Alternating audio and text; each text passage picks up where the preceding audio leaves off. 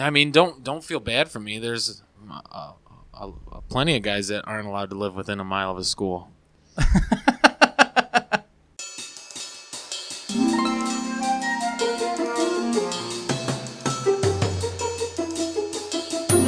Welcome to another edition of Sweet Nothings Podcast with your hosts, Tony and Freddie.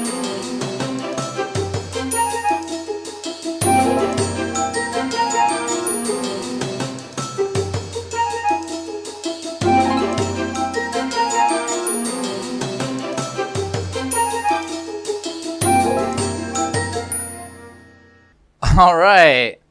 Thanks again for joining in for another fun episode of Sweet Nothings Podcast with Tony and Freddie. I am Tony. And I'm Freddie. Hey, you can't talk over me when I'm talking. Shut I'm Tony. up. Wait, you hold on. I'm Tony. Don't do this. Hey, I said hold on. Don't do this, Tony. I'm Tony.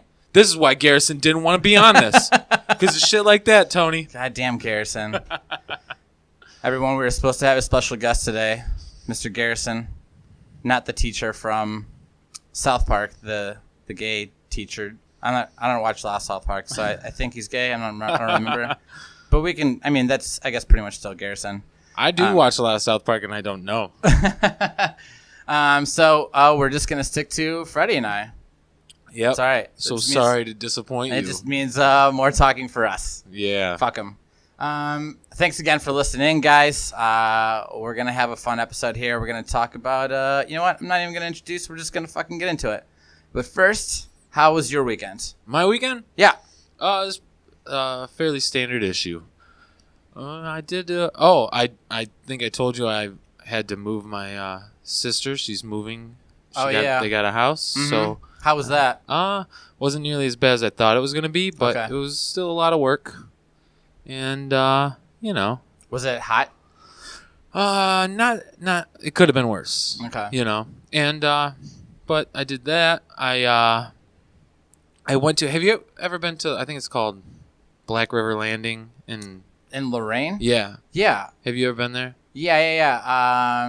We used to have a practice spot, like, right over there. Oh, yeah? Yeah. It's really nice over there. They got that, stage and everything. Right. And we went to a, And this is, concert like, the there. place that's, like, right there, like, on the river. Don't they have, like, usually, like, the International Food Festival there? Yeah, I think and that's where like, they have it shit now. going on the stage? Okay. Yeah, I've been there before. We, they have cover bands, like, all weekend long. Okay.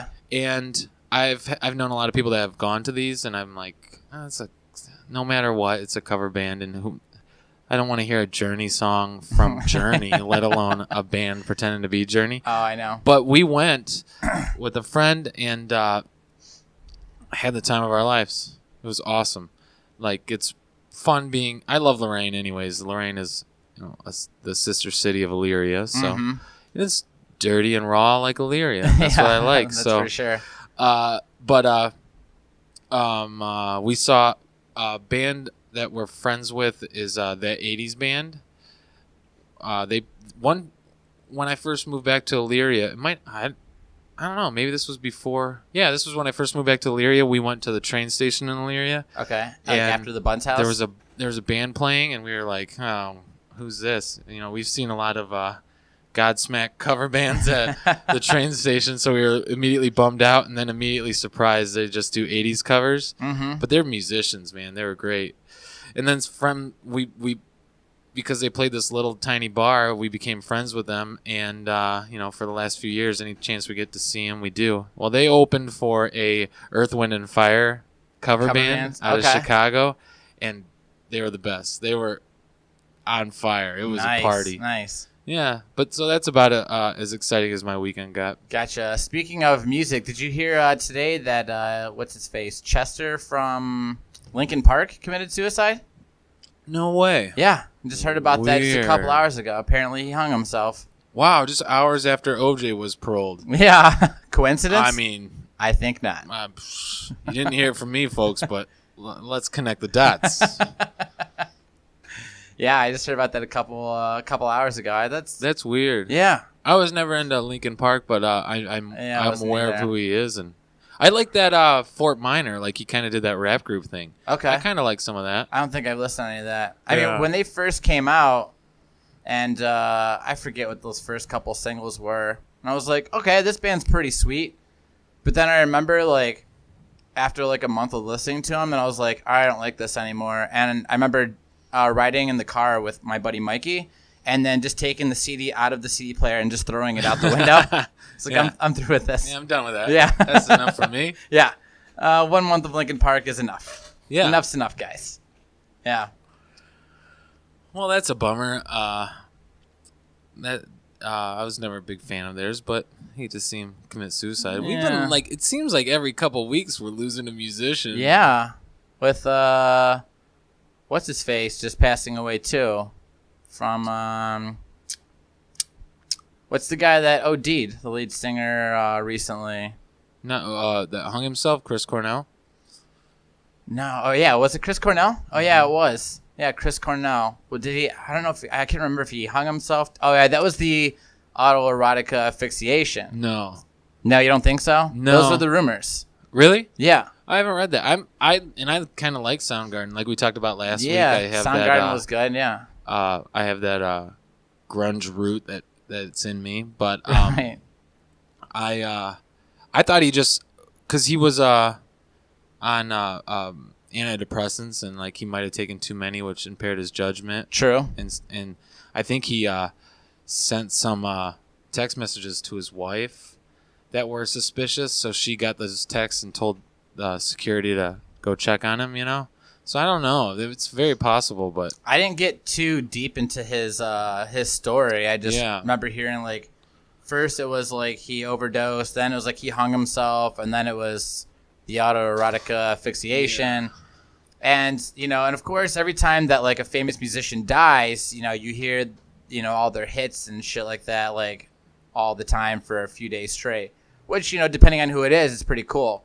But now we're going to have to listen to fucking Linkin Park for like a week straight, no matter what bar you go to. yeah, that's tough. Well, and I'm one of those guys, like when Chris Cornell died, I was like, let's listen to some of the Soundgarden I haven't heard in 15 years, And I also liked him on Audio Slave. And Right, yeah. there's a Audio lot of Slave was stuff that sweet. he's done that I just don't listen to regularly. Mhm. So I listen to him nonstop. And the thing that bummed me out about it was like that grunge scene was so volatile.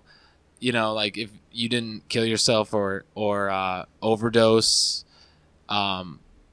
like he's one of them where you're like, oh, you made it out, Yeah. Him and Dave Grohl and like a few others, like, Right. oh, you made it out, Good and then for you're you. like, nuts, no, you didn't, and that's coming from me, who's like, I'm impartial to living on my best day, you know what I mean? I'm like, I could take it or leave it, really, Right. And then you have this guy who is, he's up there in age and he lived through everything. He's very talented, has a boatload of money. And I'm like, if that guy doesn't want to do this, then why would I want to? Yeah, Me exactly. and my shitty life. You gotta live your life by Dave Grohl and not Kurt Cobain. Yeah, I guess you got to be more. Yeah. Yeah. No, I mean, when Cornell passed, I liked being at the bar and hearing, Rusty Cage and Black Hole Sun and the Audio Slave songs, etc. Those were all really great songs. Like Yeah. Soundgarden was one of the bands through that grunge era that I was really into. And at this point, I'm just waiting for Gavin Rossdale to pass away so we can get a weekend of Bush. Am I right? No, you'll get like a Friday morning. That's all you get out of Bush. It's a Friday morning. Friday morning on the way into work. Yeah. So yeah, not a Linkin Park fan, so it is gonna suck that we're gonna have to hear Linkin Park songs for an entire week. But that's a huge band. I mean, they were Yeah. big. And I don't hate them. I mean, I know like most of the words to all the songs just from hearing it 1,000 times over and over. And it sucks that, this dude is just done, Yeah. cashed out.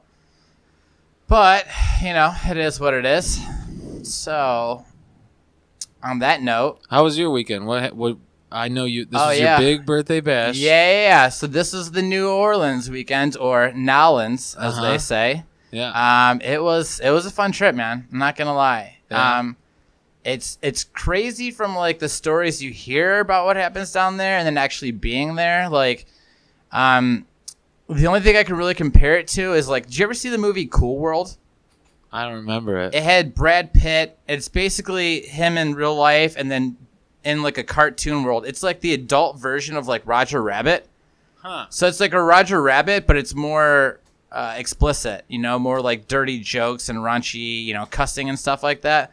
And that's really the closest thing I can compare being in New Orleans to. It was, there was a childish flair about it. So, I mean, I guess I'll just start from the top. So Kev and I, Mr. Rev Kev. Well, hold on. First, you plan this weekend, and is it with the intentions of celebrating your birthday, or is it with let's all just go? No, the whole point was to celebrate my birthday and Nad's birthday. Oh, okay. 2 birthdays? Yeah. So, and how many people went all together? There was 5 of us. So there was me, Garrison, Nads, Toomey, and Rev Kev. Okay. So it originally started off just because last year around May, a handful of us went to Chicago just to be like, hey, let's just get out of town. Like, yeah. All like the girlfriends and wives and stuff were out of town and doing shit. So we're like, well, this is a good weekend for the boys to go. Yeah. Right. So this year, a couple months ago, I was with Toomey and Nads, and I told Toomey, because he was with us on the Chicago trip, I'm like, yo, we should take another trip this year. Like, that'll be fun. So we were actually trying to figure out where to go, and we decided Philly would be a really fun place. And he asked, he's like, well, when do you want to go? And I was like, well, my birthday's the 12th. Let's hit that weekend up. And then turns out Nads' birthday is the 15th, and he's like, well, fuck yeah, I want on this. So we're like, all right, let's do a double birthday bash. And then we tried getting Philly tickets. That costed like $400-something round trip. So we're like, fuck off on this. Yeah. We talked about San Diego, New York City, and then another buddy suggested New Orleans, and we're like, holy shit, didn't even think of that. Like, this is a really good idea. So we decided to look up the tickets, and it was like basically like $110 like round trip for the flight. I mean, after everything's all said and done with carry-ons and seats and government cuts, my ticket was like $196 total. Yeah. So that's pretty fucking cheap for a round trip. Yeah. It was like 2.5-hour flight, each way. So, direct. We didn't have any fucking layovers or anything. That's key. Yeah. So, Kev and I decided we wanted to hit the early flight, which was at like 5 a.m. That way we can get out there and, we can travel, do some dicking around town, check things out. Now, Garrison, Toomey, and Nads did the afternoon flight because Toomey and Nads had to work that morning. And Garrison doesn't like to wake up early. Right. So they he caught knows his limits. Right. So they caught the afternoon flight, which was supposed to be at like 5 p.m. or something like that. So, Kev and I think we got probably 2 hours of sleep. We made the plane because we had to be there at like 3 a.m., 3:30 or something like that. We got on the flight. We slept all the way there, got our cab. We started off at Café du Monde, which was a recommendation. Which is like this tiny shop. I mean, it's got a huge patio, but they have these things called beignets.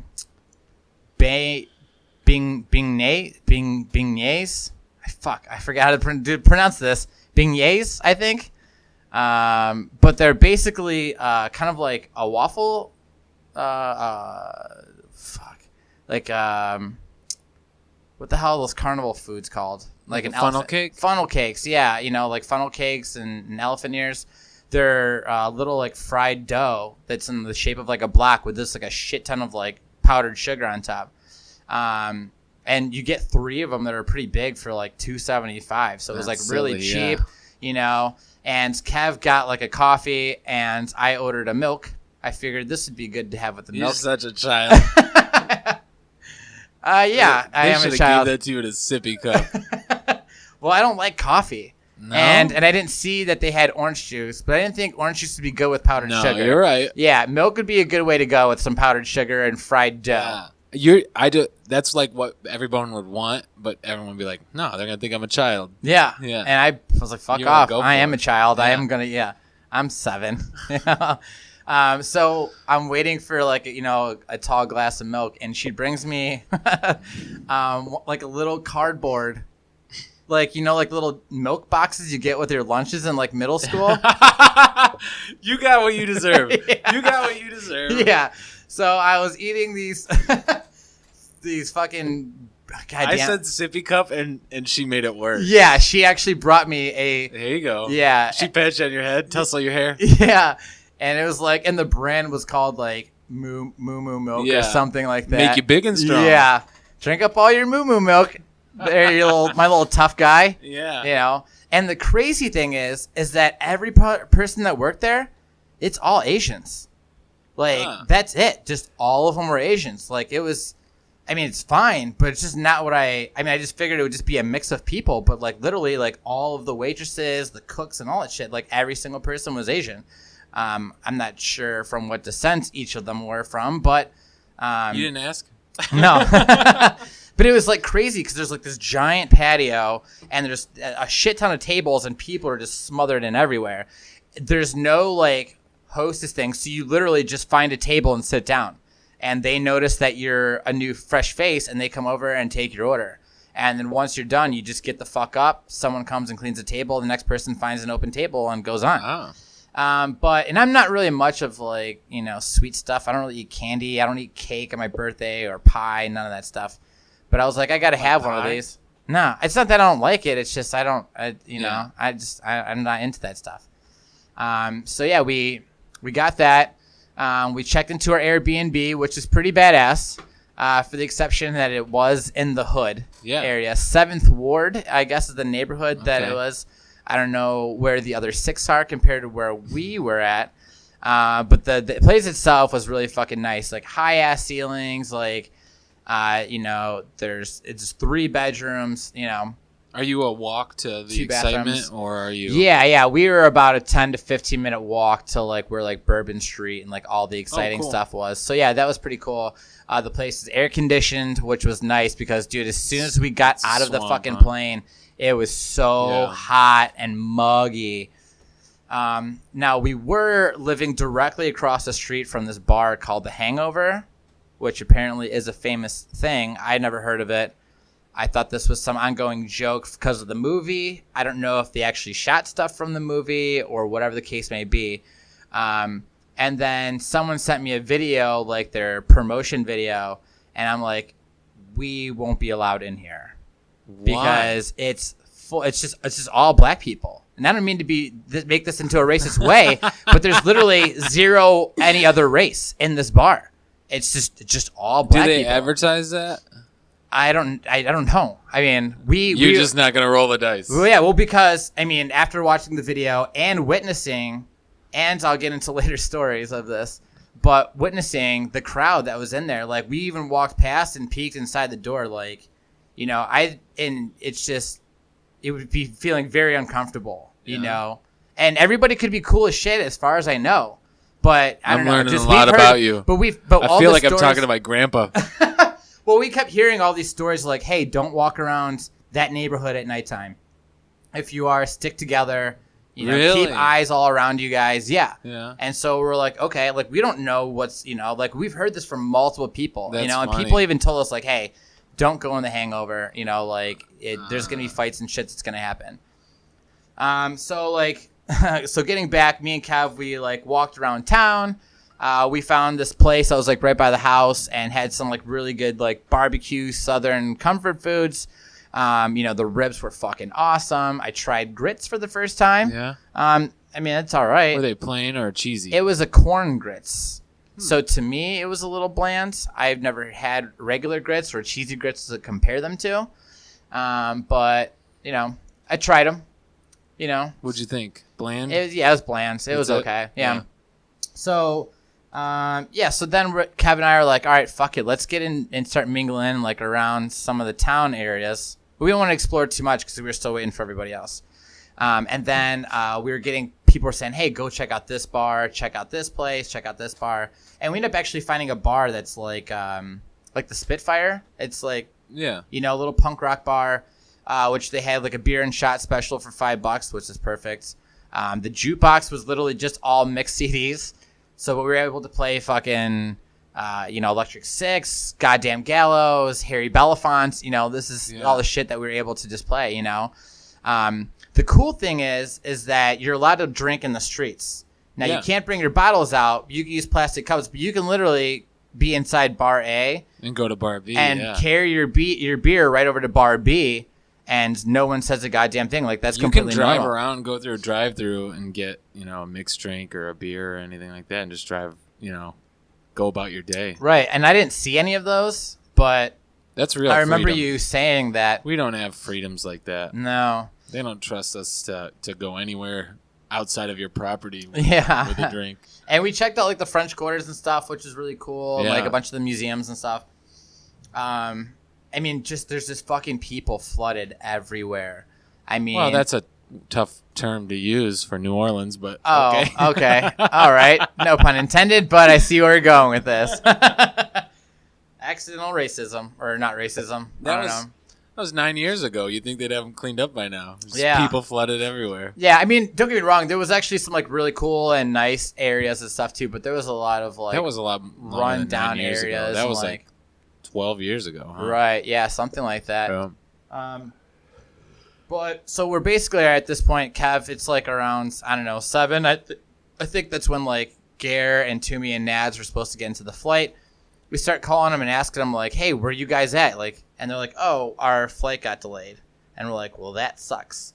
And then we wait a little bit longer. Flight got delayed. So it turns out they're at the airport for like 3 hours probably. And so they basically hung out at the bar and, just kept drinking. Yeah. And I guess, turns out Nads was, from what Garrison told me, Nads got really fucked up, like more than the other two. And and I guess he was bouncing around, all that shit. And even Garrison put like headphones and sunglasses on him, trying to keep him intact, to just be like, sit here, don't say anything, just listen. And the airport is like a stressful place. Right. Like it's like they make you feel like a criminal just for boarding an airplane. Right. Yeah. It does suck. But he's at that fun drunk phase where he's sitting there with the headphones, but then he starts singing, and he's getting into it, and he starts talking to people and all that. And I guess from when it apparently comes down to it, I call Garrison. I was like, "Hey, where the hell are you guys at?" He's like, "We're on the plane." And Will's like, "All right, sweet. You guys will be here in a couple hours. We're at this cool bar, blah, blah, blah." Yeah. And he's like, "Well, actually, me and Toomey are on the plane. Nads didn't make it." And I'm like, "What?" It's like, "What happened?" And he's like, he got too drunk, and they wouldn't let him on the plane. I was like, "You've got to be shitting me, dude. Man. How could he be that fucked up where they're like, dude, no, you're not on the plane." Just let him on the plane and let him fall asleep, or whatever the case is. They're so touchy now. Yeah, I get it. I can't open up Twitter without like reading about somebody complaining about an airline or whatever it is. You know what I mean? Right. Like, they're just so touchy now. Yeah. Which I guess like, if I'm like on there with my family, I don't want some drunk guy stuck in a tube flying through the sky with me. You know what I mean? True. Like, you don't know. He's not going to get any better anytime soon. Your best case scenario is he just passes out. Yeah, if he sleeps, then you're fine. But I'm sure there's people that can't handle their booze that starts acting out of control, and then there's an emergency stop. They have to stop in this city. Those people ruined it for your buddy Nads. Right. Yeah. So I'm like, dude, that's fucked. So those two make it out. Poor Nads had to go and get picked up and catch another flight in the morning. So those two make it out. We start showing them the cool bars that we were at. What time is that, you think? I think they finally showed up. I think they were supposed to be in by like 7:30. I think they finally showed up about 10 o'clock or so. Oh, okay. Maybe 10:30, 11, Still something like plenty that. of night left. Yeah, but Kevin and I have been there since like 7:30 a.m. So yeah, we went out drinking, went and crashed. The next morning we got up, we went and got breakfast and stuff, waiting for him to show up. He gets in about 2:30. And then so we get out and we're like, okay, all right, boys, let's do this. Let's go. Let's see what this town's all about. And so we get down to what's the dude, I'm having brain farts so bad today. Bourbon Street. Yeah. So we get down there, and it's crazy, man. Like, you're walking down the street. There's so much to look at everywhere. I mean, there's shops that have T-shirts that are, you know, those T-shirts that you can buy that looks like you're wearing a bikini. Okay. Yeah. Yeah. So they have shirts down there that's just boobs with beads like around the neck. Hell yeah. Dude, I wanted to get one of those to try to get should've. somebody of my crew to wear one of those for the weekend. No one was having anything of it. But I mean, you look up and there's girls showing their boobs for people throwing beads up at them. On like a normal day. Yeah, and I thought this was something that was supposed to be just for like Mardi Gras, so I wasn't really expecting anything. And turns out a lot of girls just don't wear bras at all. I mean, whether they're wearing stuff that's completely see-through or there's a lot of side boob, you know, it's just there's just boobs everywhere. Hell yeah. You know, so we're bouncing around from bar to bar. We find a strip club. We get Nads a lap dance for his birthday. Mm-hmm. You know, I had one that came up that wanted to take me into the back room. She starts talking to me, and she's like, "Hey," she's like, "I'm gonna give you a little dance. This is gonna cost you just $40." And I was like, "Oh, no, I'm not gonna give you $40." Yeah. And let me tell you why. And you can tell that now she's confused. Like, wait, what's happening right now? This isn't how this is supposed to work. I was like, I'm going to hand you $40. You're going to rub your butt that's been all over a whole bunch of dicks already on my dick. Maybe I get a boner. Maybe I don't. For a minute and a half. And then you walk away and find another dick to rub your butt on. And I'm at $40. And she's like, yeah. And she's like, yeah, that's exactly That's how this works. Yeah. Have you ever been to a strip club before? And this is like F Squad girls too. I mean, we are there in the middle of the day at like 5 p.m, maybe even 4 o'clock. So, and this is, you know, this is not the good squad. These are like people haven't eaten dinner yet. Yeah. And you're having chicks grind on you. So, well, we just were there because it was a $3 admission, you know. The beers were 2 for $1. The cost of like $7. You're essentially paying $3.50 for a beer, which is pretty fucking cheap for a strip club. So yeah, then I told her that I wasn't gonna pay for a lap dance. She's like, "No, you're really gonna love mine. Mine are worth it." And I go, "No." I was like, "I bet you say that to all the boys." And so she's like, "Are you seriously not gonna pay me?" And I go, "No, I'm seriously not going to." And then she got mad and walked away, which was great because I saved $40. Yeah. You know, so then we essentially when we bounced around the day, we tried these things called hand grenades, which is like their famous drinks down there. You know, like there's these tall, like novelty glasses with like a hand grenade at the bottom with like a giant tube, but they're really, really sweet, like a liquor drink. So I can only have there's a lot of sour mix in there. I only had like half of it and I passed mine on to other people. When you say hand grenades, I always think of the Mickey's malt liquor, like those little Irish right, hand grenades. Yeah, of course. Little tiny bottles. Yeah, these are just, I'm not sure where this fun name comes from for the drinks. But they look really cool. They're like neon and they glow in the dark, you know, like the neon lights or whatever. But we, you know, we continue like our fun. I mean, there's crust punks everywhere. They're like drawing and coloring on a piece of cardboard that they're selling to people. There's little dudes that are like in the street fucking drumming on buckets for money. It's like being at a carnival. There's people dressed up in crazy costumes walking around. You have people that are doing like the living statue thing or, you know, just blaring music and dancing to it. There was like a break dancing like thing in the middle of the street, which is cool to watch. That's awesome. Yeah, so I mean, there was this shit everywhere to like just to kind of watch, you know. And then you're like, okay, it's fucking hot. Like every bar had air conditioning, which was sweet. You know, so the day basically progressed on with this. Now there was a place called the Dungeon that Garrison had heard was a sex club. So essentially, how we all figured out, you know, you would go in. There's a bar area. If you want to go and join in some sort of orgy, there's probably some door that you go into, and you know, Garrison was super pumped about this, you know, and we get in there, and as we're walking through, like it's it looks like a real gothic door, and when you open the door, you have to walk through this alley. Like it's really skinny, like maybe only like 4 feet wide, and it's just a brick alley with like red lights and shit. And then once you get up into the area, it's real dark back there, and there's signs saying like no photography, no videos. And we're like, whoa, this is the real deal, dude. And so like we get in there, they check our IDs. You get inside, and then it's the same stripper, and she's like, "How about that $40 now, motherfucker?" And so we get in, and there's fucking like thrash metal playing and shit like that. I'm like, this is a weird thing for people to be having sex to, if you're not, into this. But I'm like, it's very gothy, so I don't know. I don't know what to even expect here.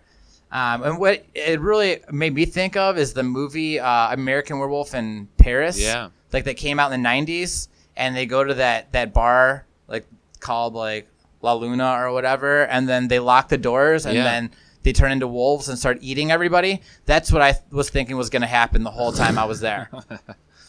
We get in, and there's this tiny bar, and we order our beers, and we're like, okay, all right, boys, we're in here. Let's see what we're getting ourselves into, And so we start walking through the bar. We walk into this hallway. And we have, oh man, one way goes one way, and then there's a set of stairs. So like, let's see where this hallway leads. We get down this hallway. Turns out, there's just bathrooms. That's it down there, which is a good spot for a bathroom, But then there's the stairs. Where did these stairs lead to? We get up to the top of the stairs, and I see some dude kind of like peeking around. I'm like, all right, buddy, be cool. We totally know what's going on. We're down.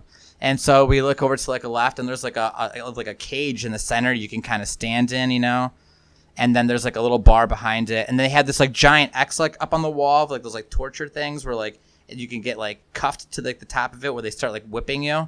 Like that's up on the wall. I'm like, okay, we're getting a little crazier.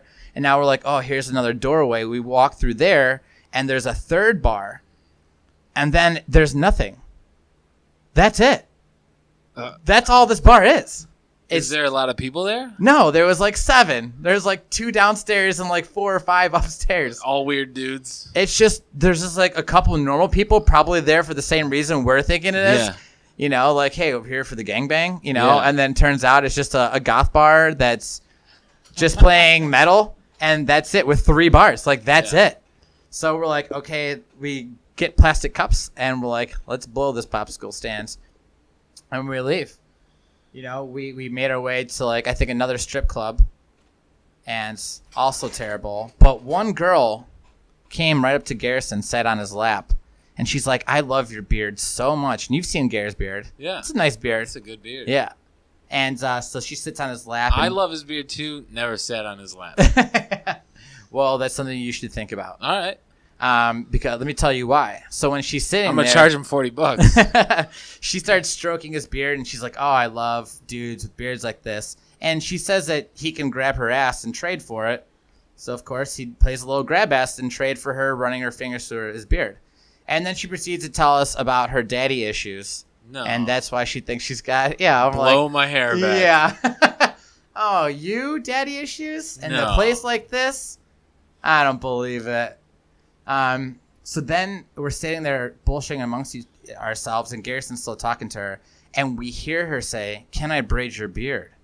And we all turn like a record skipped, and we're like, "Yes, braid his beard, braid his beard." So she runs and gets like these little rubber bands and comes back and starts separating them and like braids them into like 5 or 6 braids. No way. And dude, it's the most hilarious thing I've ever seen. Like it could go either way. Like it's kind of like a Jack Sparrow looking thing.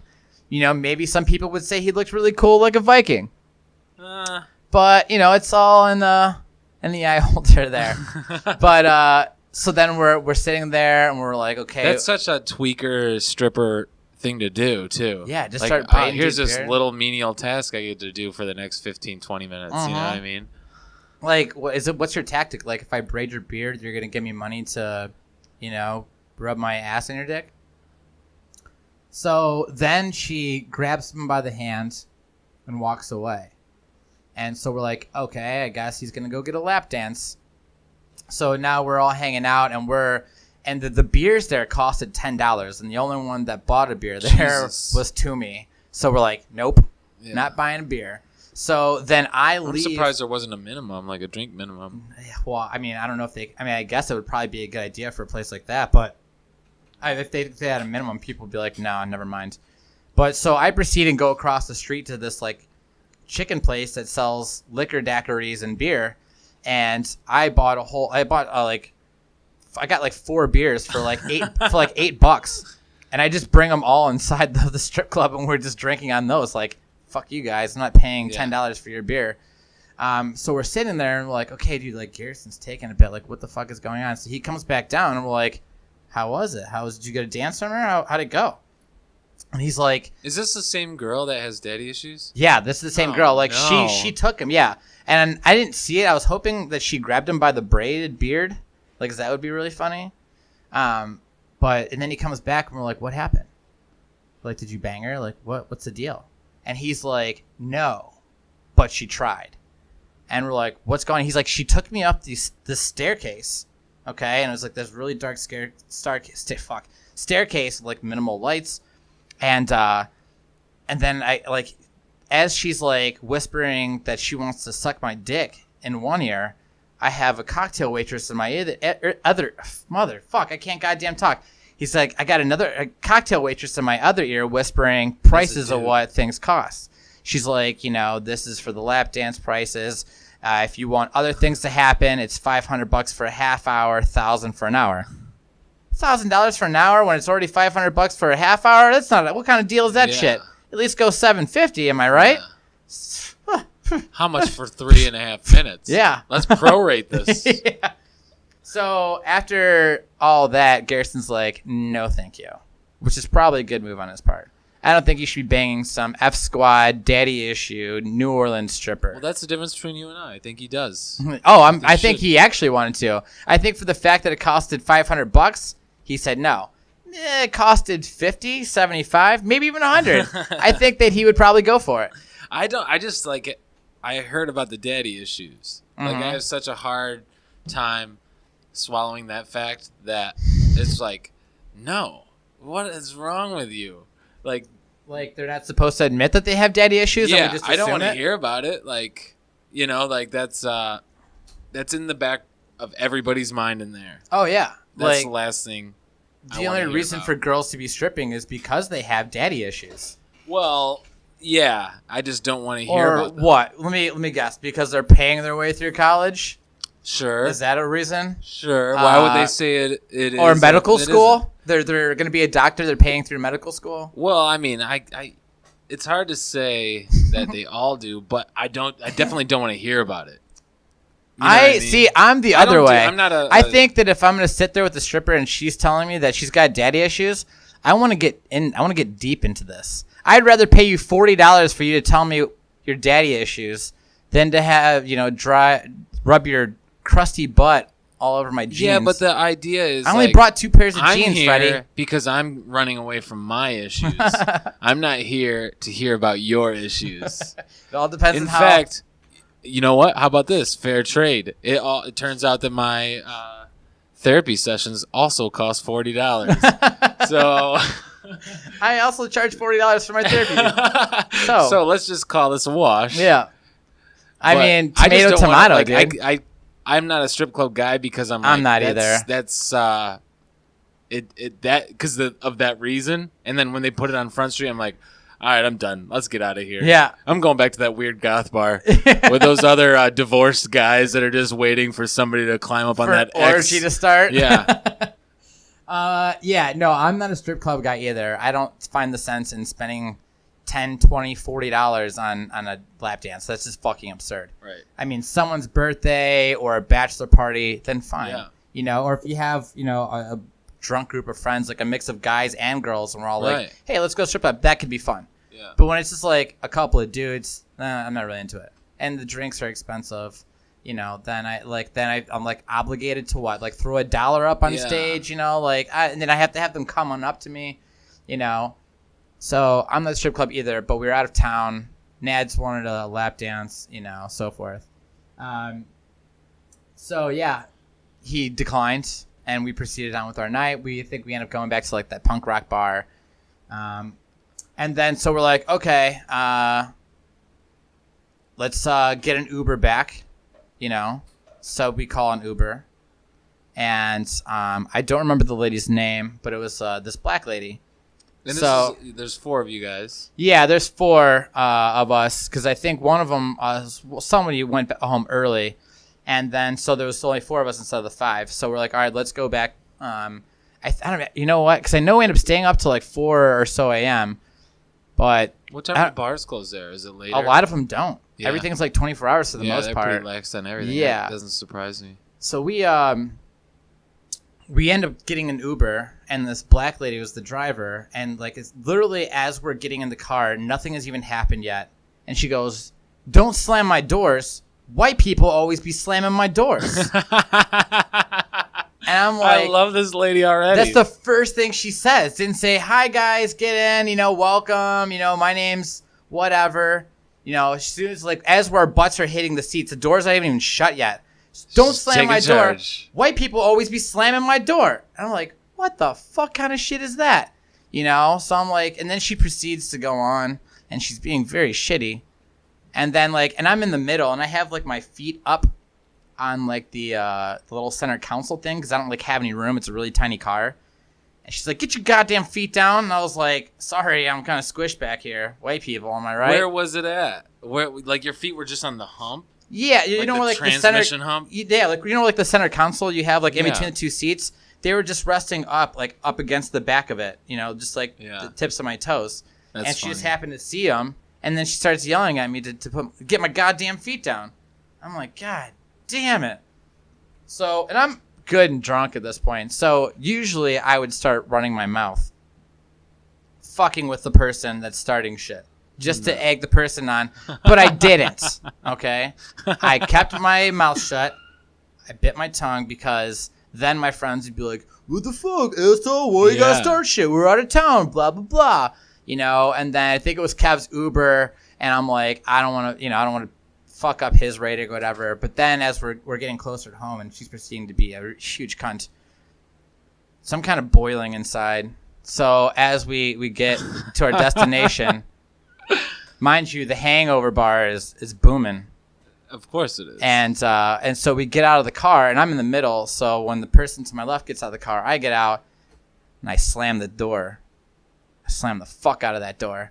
And she's like, "What the fuck did I just tell you? Slam my goddamn door." You just hit the white stereotype that she had in her head already. That's her own fault. What if it was a white person with 4 black people in there, and the guy goes, or the lady says, "Don't slam my door. Black people always be slamming my door." Then that's hilarious. Either way. Who's the racist now? No, it's hilarious both ways. Right. I mean, in her experience, black people gingerly shut her door, and white people just get in and slam the shit out of her door. That's her experience, and right. It's funny to me either way. And it's not like she had a nice car. It was a shitty Corolla that was rusted to the bone, and it's still the her weather car. stripping's ripping off. Yeah. It's there's just funny huge in general. dents, which no probably from white people. "Don't kick my car. White people always be kicking my car." I imagine that would be the next thing I would say if I kicked it. No matter how it works, if it was a group of Asians, and they're like, "Asians always slam my door." It doesn't matter what it is. It's funny no matter what. If it's "Oh, here come, you gotta be kidding me. It's a bunch of whatever it is. Mm-hmm. You guys are always slamming my door." Right. I sometimes find brassy, obnoxious, bitter people incredibly entertaining. Yeah, I mean, and I do too, but it's just, I don't know. You were not suffering fools that night. Yeah, no, yeah. At that point, I was like, it's one thing if she would have said that, and then she continued on. I think you would have been better off running your mouth at her, because instead you're just "No, I'm gonna slam the door now," because that's what white people always be doing. Yeah, dude, I had to live up to the hype, dude. I don't want her to be disappointed that white people weren't slamming her doors. I want her to have a story for the next person that gets in the Uber. That's okay.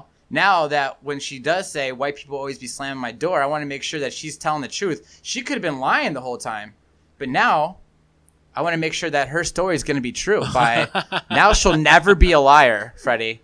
This woman will never be a liar because I slammed the door for her. I did it for her. In my head, and it's not about black or white. It wouldn't matter who it is. in my head, I'm like, well, I'm going to break the stereotype. I'm going to be the person that doesn't slam this door. In your head, you're like, I'm really going to lean into it. Oh, fuck yeah. You know what I mean? In my head, I'm like, oh, no, I won't slam the door. I'll do something else stupid if I'm not happy. I'll make myself known. Right. But I'm not going to slam that door because that's exactly what she expects is going to happen. You're like, I'm going to slam the hinges off this door. Because that's exactly what she expects to happen. I just play it the other way, boy. Mm-hmm. So here's how the scene plays out. So I get out of the car and I slam the fuck out of that door. And she goes, what the fuck did I just tell you about slamming my goddamn door? And I turn around and go, I didn't slam it. And she's like, I know the fuck you did. And I was like, it was an accident. I didn't even mean to slam it that hard.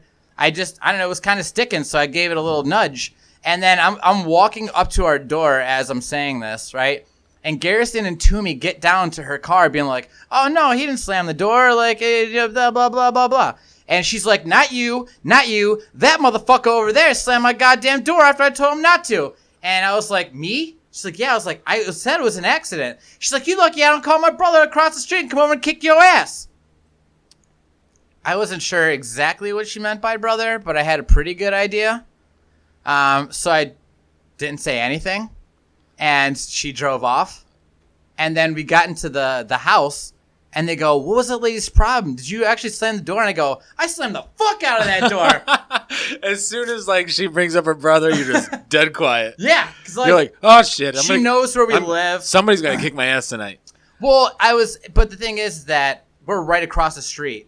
You know, There could be gangs hanging out that bar. They could fucking break in, kill us, rob us. I'm out of town. I'm not going to go that far. I'm not that much of an asshole. You know, I'll have fun with it for as much as I can. It's like push the buttons until it's like until you're like, I'm gonna talk shit right up to the edge of me getting my ass kicked, and then like I want to benefit from this as much as I can, and then not take the ass kicking that she's threatening. Yeah. I mean, I just pretended like I didn't do it until I got inside, and I was like, yeah, boys, I did that. And then I'm bragging.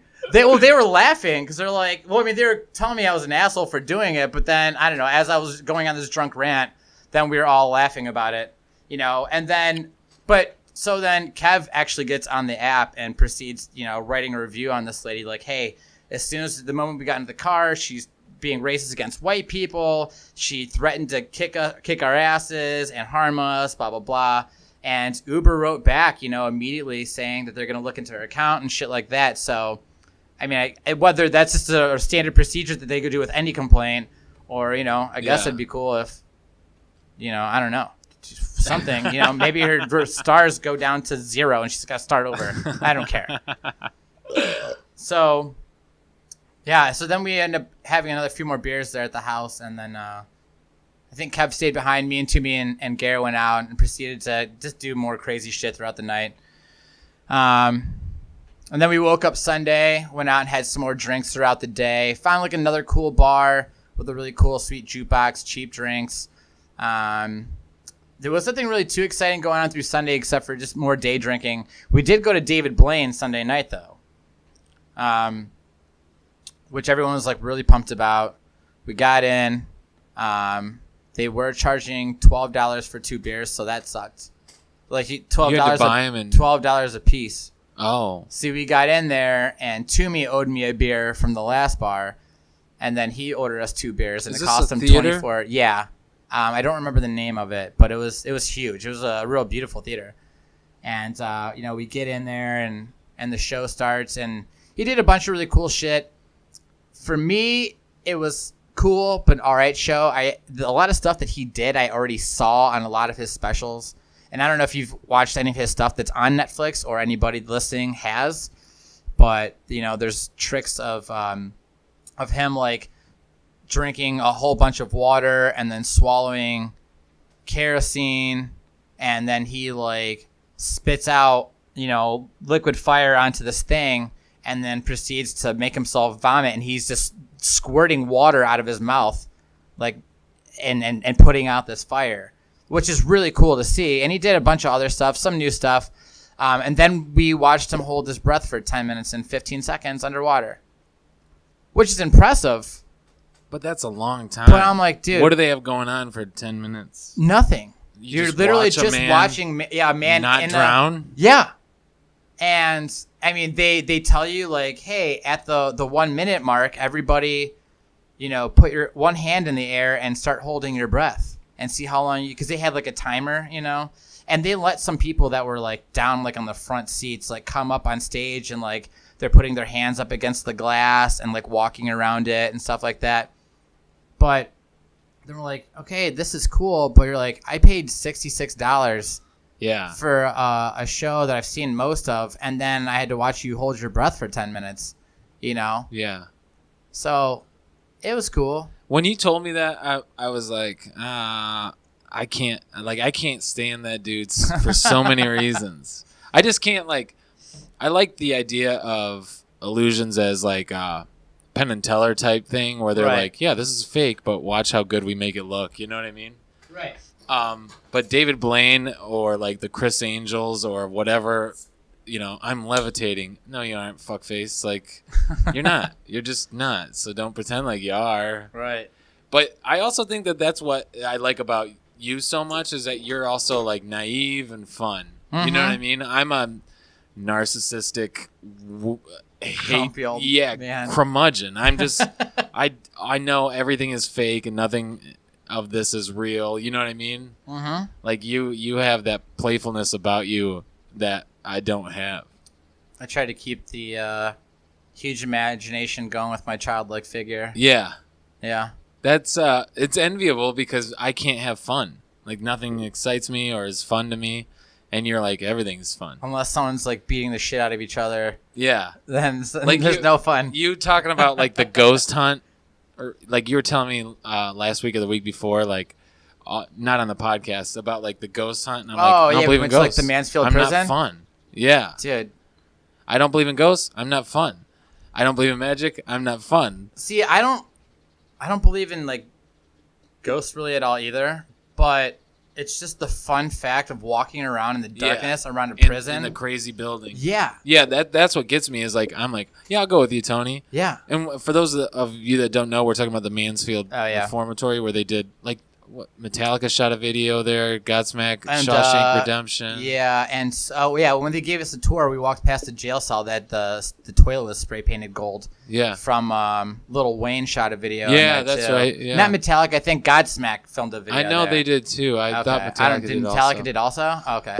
But I've been there for the haunted reformatory where they take you through and like things jump out at you. But so this is like the haunted house though part of it. Yeah, they have a haunted house thing every Halloween. Right. Yeah, we saw the decorations and it's fun. But the first time I went there was for that, and I was like, we got to come back for the tour because this is an incredible building. It's super spooky.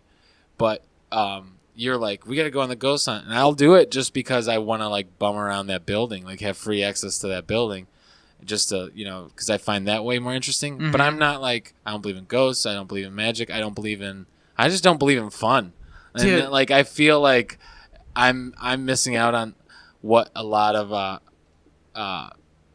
people who aren't like just nihilist curmudgeons get to enjoy. No, we're gonna get a group. I need to get back on that because I did ask a bunch of people about going and I kind of forgot about it, with like the whole trip and everything. But I'm gonna get back on that because, and anybody that still doesn't understand what we're talking about, you can do a private night stay, like ghost hunting night at the Mansfield prison. Essentially, like you get there around like 7:00, about 7:30 to like 8:30, you get a private tour around the whole place, and you get to see like all of like the shanks that were made that they confiscated, like the electric chair that they used to use there, and then basically like around like 9:00, they shut all the lights off in the entire prison, and you get to stay from like, till then all the way till like 6 a.m. So all you have is what you brought, essentially, is like flashlights and video cameras and like the voice recorders. And I think like in 2003, 2004, which is when I went and I took the tour and they were first started doing that. Maybe it was like 2005, 2006, somewhere in there.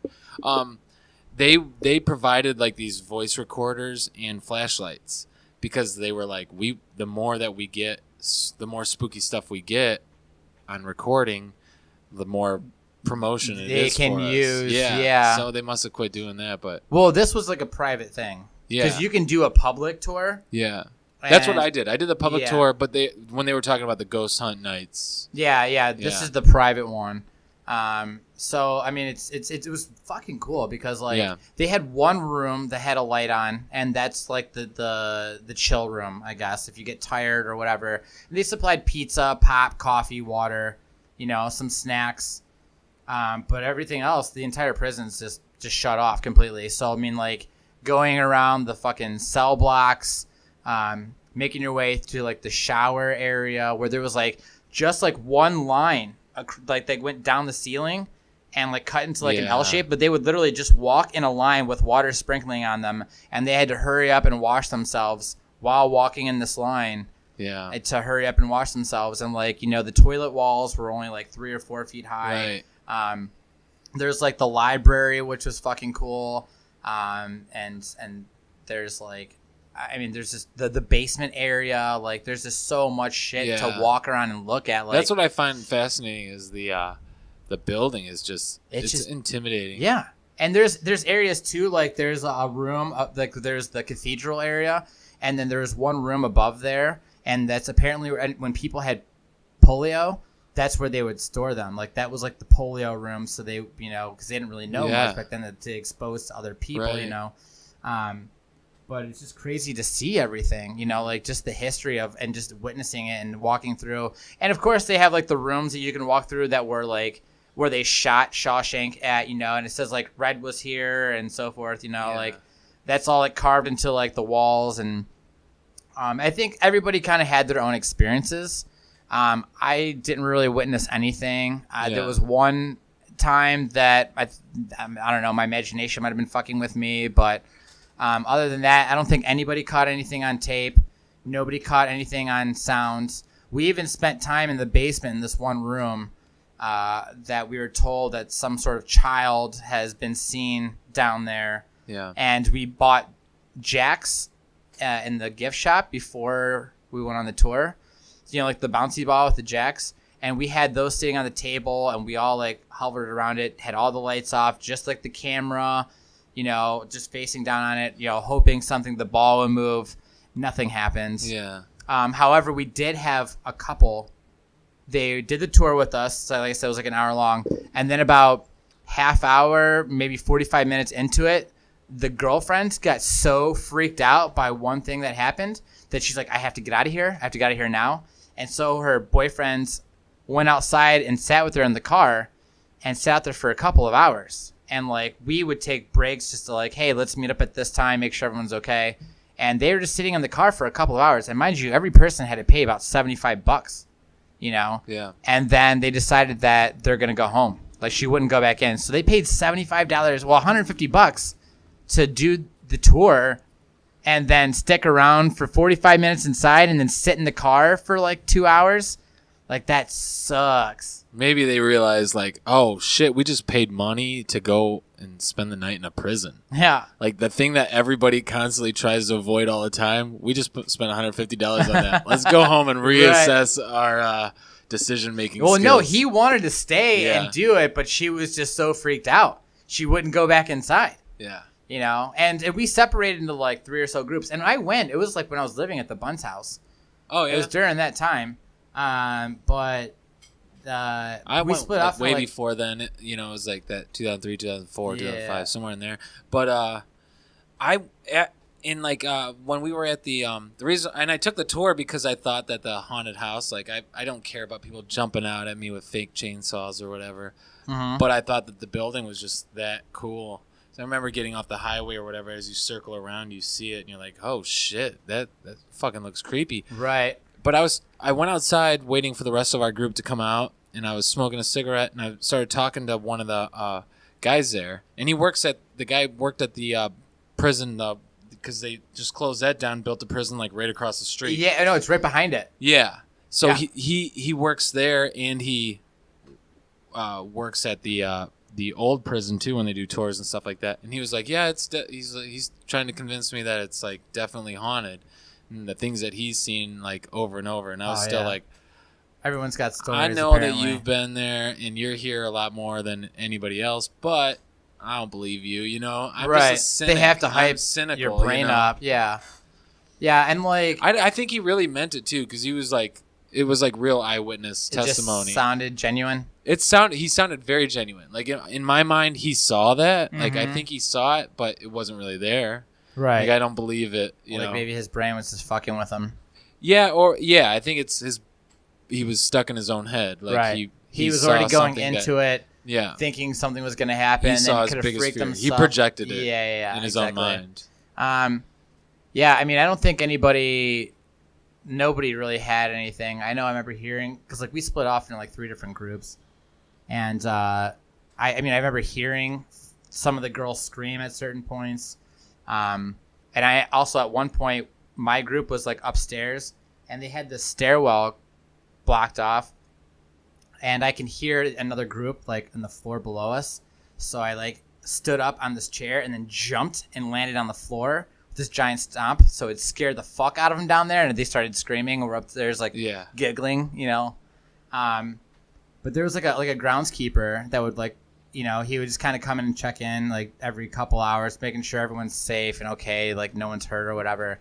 And he told us too during the tour, like, hey, don't point your flashlights out the window, you know, because the snipers over at the prison will think that you're trying to give like a Morse signals. code message. Yeah, exactly. Yeah.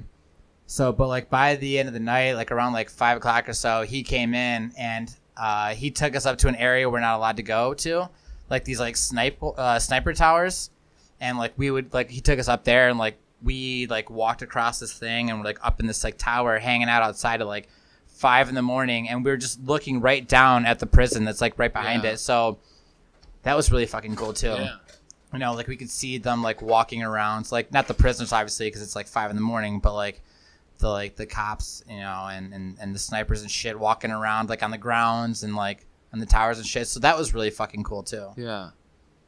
I just feel like there's nothing more scary than actual prison. Oh yeah, that's like, way scarier. I'll take a room full of ghosts any day than actual prison. Oh yeah, I've been watching a lot of prison reality TV, dude. I know you do, and that bothers me. It bothers me so much. That's the only thing that's keeping me out of jail, dude. That shouldn't be the only thing. I have a lot of reasons why you shouldn't go to jail. There's plenty of good reasons why you shouldn't go to jail. I'm just trying to figure out what gang to join if I ever do have to go to prison. I'm already doing my research on what gang I have to join. Man. I can't it really like that's my biggest fear, like losing freedom. What little freedom we have, like I really enjoy it. You know, if I ever have to go to prison, and then I'm gonna have to join probably a white supremacist gang just because. Yeah, because they know about your door slamming skills. That's exactly what I was about to say. Is that they're gonna be like, "Yo, what's some crazy shit you done?" Like this one time, I was in New Orleans. I slammed the and door our on a Uber black driver lady. was black, and I got out and I slammed the door after she told me not to. Sup? And they're gonna be like, "Oh shit!" Yeah, they're like, "Oh He's shit!" one of us. Shave his head right now. Yeah. And then they're just gonna draw swastikas over my nipples. Ugh. Ugh. God, dude, prison is so scary. I would hate it so much, dude. It's so fucked up, like, just the idea of it in general, you know what I mean? Just, like, and, like, everything you hear about prison is, like, it's self-ran for the most part. They don't have enough guards to keep everybody in check. No. So, the idea that, like, you take all the world's most violent people and then you put them in one place that they get to be as violent as they want to be with each other, and then you expect them to come out rehabilitated. It's like, are you sure about this? Yeah, it's always been like a lifelong thing that you go in a criminal and then you come out a better criminal because you that's the idea. But it's way worse than that. It's just like no, because they're forced to become like animal instincts and like have to fight to survive. And I like to believe that like once you pay your debts to society, we forgive you and give you another chance. But that's not the case. Clearly, if you have a criminal record, you're fucked. Well, it's hard to get any sort of job to begin with. Not only that, but it's like when you're in there, you have to get fucking tattoos to show intimidation, showing off what gang you're affiliated with. So either people don't fuck with you, or people that don't know you know that you're cool with them. And you have to do this in order to survive, to not get raped or stabbed or get the shit kicked out of you.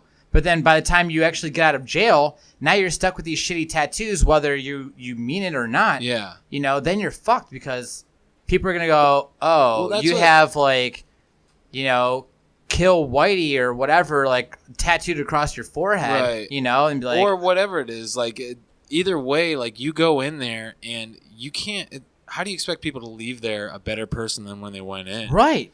Like all you know is like I don't want to get caught next time. You know, Right. It's harder to find a job now. You just live through like the most like violent X amount of years. Yeah. However long it was, you haven't had a good night's sleep ever. That's one thing everybody from prison has always told me is like it's just loud all night long. You know, you haven't had a good night's sleep the entire time. You're not eating well. They feed you just dog food for the most part. Right.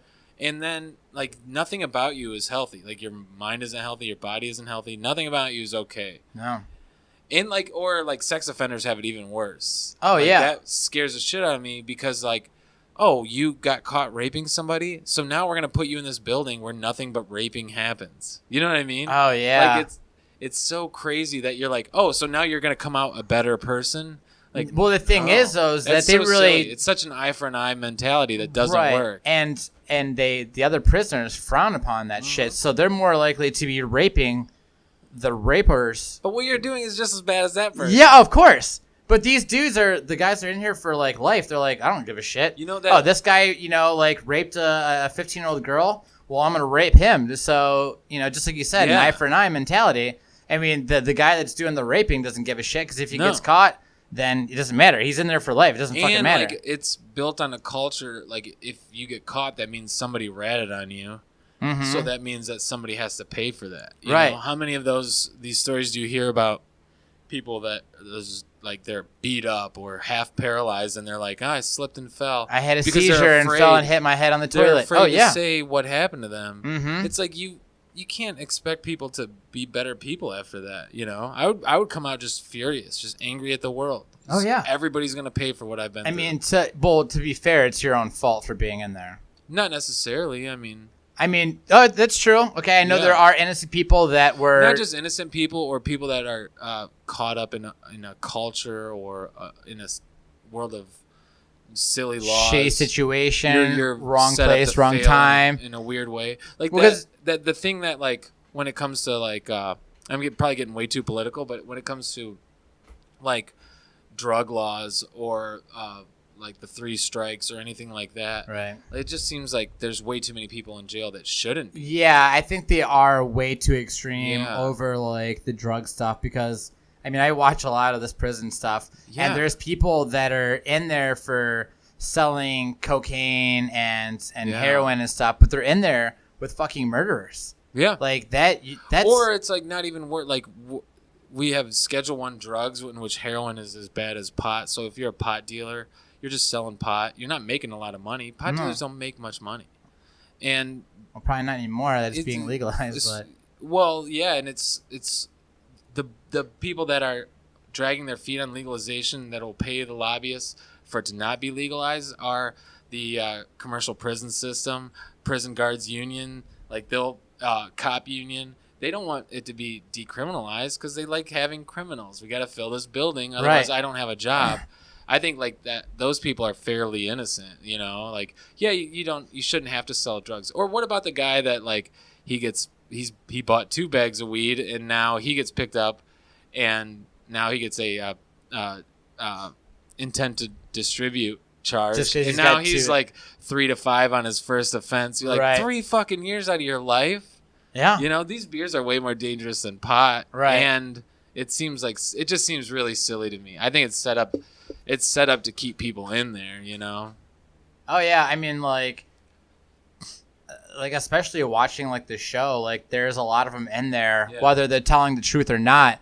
But they'd be like seriously, like they'll be having like a week left before they're about to get out, Yeah. and then just so happens within the next couple days something happens, and then they're stuck there for another month, and they have to wait for their trial for another month, and then something else happens, and they keep Yep. staying in there. Because you have people in there, you know, the guy's serving 5 to 7 with a guy that has multiple lifetime sentences, You know? Yeah. And all you have to do is get jealous of that guy that's about to get out of there in a week before you're like, I'm going to drag him down. I'm going to drag him down. He's going to be here another year, another 2 years, another 5 years. Right. I don't know. It's all fucked. I mean, even like that's way more frightening than a room full of ghosts. Right. And you know, what's even sucks too is that being a accidental accomplice, for example, there was an episode that I watched that this one dude was like high on whatever, you know, meth or coke or whatever, and he strangled his roommate. Mm-hmm. And now his girlfriend also lived there, but she wasn't home during the time that he strangled her. Or, I mean, the other guy. Yeah. So when she showed up, he's like, hey, help me carry this body down to the basement. And she's like, whoa, no fucking way. Yeah. She's like, I'm not doing it. He's like, no, you have to help me. He's like, otherwise I'm going to go to prison for a really long time. We're never going to be able to be together, and guilting her into this. And she's like, okay, fine. Yeah. And she helps him carry this body down into the basement. Now, really, instead of doing something with this body, apparently they just left it in the basement and wrapped in plastic and just kept spraying shit. But the smell just started getting everywhere, you know, and they got caught. And this chick got put in jail for a really long time just for being an accomplice when she wasn't there for the murder, but she did help him move the body and didn't say anything. I mean, I get it. Yeah. But it's like, it's tricky. Because she wasn't there, you know, and now she's, you know, he guilted her into it essentially. And who knows, like he could have been like, you fucking do it or I'll fucking kill you too. You know what I'm saying? Like it sucks when people get caught in that situation. People with like the way we treat mental health is just like, oh, you're a criminal. Not that you have something mentally wrong with you. You know what I mean? Mm-hmm. So now like that's tricky too. Or that documentary, I know you watched it, that Mommy Dead and Dearest. It's like, what's an appropriate sentence for her? Because to me, it seems like her entire life was a prison. And it was something that she couldn't get away from as an adult. Yeah. Her mom convinced people that she was not able to make her own decisions. Like, there's only one way out for her. Mm-hmm. And I think she needs, like, that 10 years of therapy. I don't think she's going to get that in prison. No. You know, she never got to, like, grow into be an adult.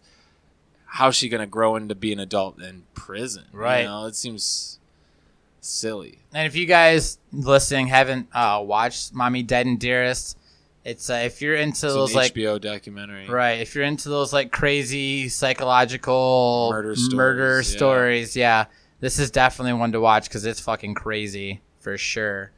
I mean, that's a really good example. I mean, under her circumstances, like that was really her only way to get away from, you know, like that was her only way out. Yeah, and she ran away once, and like you know, the courts brought her back to her mom. Right, and well, I mean, they were kind of stupid too to be mailing the fucking murder weapon back to the house. Yeah, like I'm not saying I mean, like, it's right. Like I still don't agree with the murder, but I also see like that there should have been more sympathy on her end. Yeah, the decision for her, like in her mind, she doesn't have another choice. All right. You know? Like she's stuck there. She's tried running away. She got brought back. She's always going to be brought back and stuck with her mom until, you know, that was her only way out. So it's not like I think she should be just moving in next door to you, but I feel like what she needs is therapy and a lot of it, you know, like that psychological torture that her mom put her through isn't going to go away. No. And now we're going to add like a 10 plus years of prison onto that. It seems like, damn. Yeah, that really sucks. The Penn State prison, that's always a place that I wanted to go to, just because I hear there's always like a bunch of like hauntings and stuff there. And you watch some of those like goofy ghost shows, like Ghost Hunters and stuff, and they catch stuff on tape, and you're like, whoa, cool. I fucking can't stand those shows either. I wouldn't expect you to. Nothing has paid off yet, ever, right? What, for them catching things? Yeah. Oh, no. Yeah, there's a lot of episodes that they catch stuff on. Yeah, but it's never anything like... Eyewitness testimony is like, oh, a person came through in full garb of the 1820s.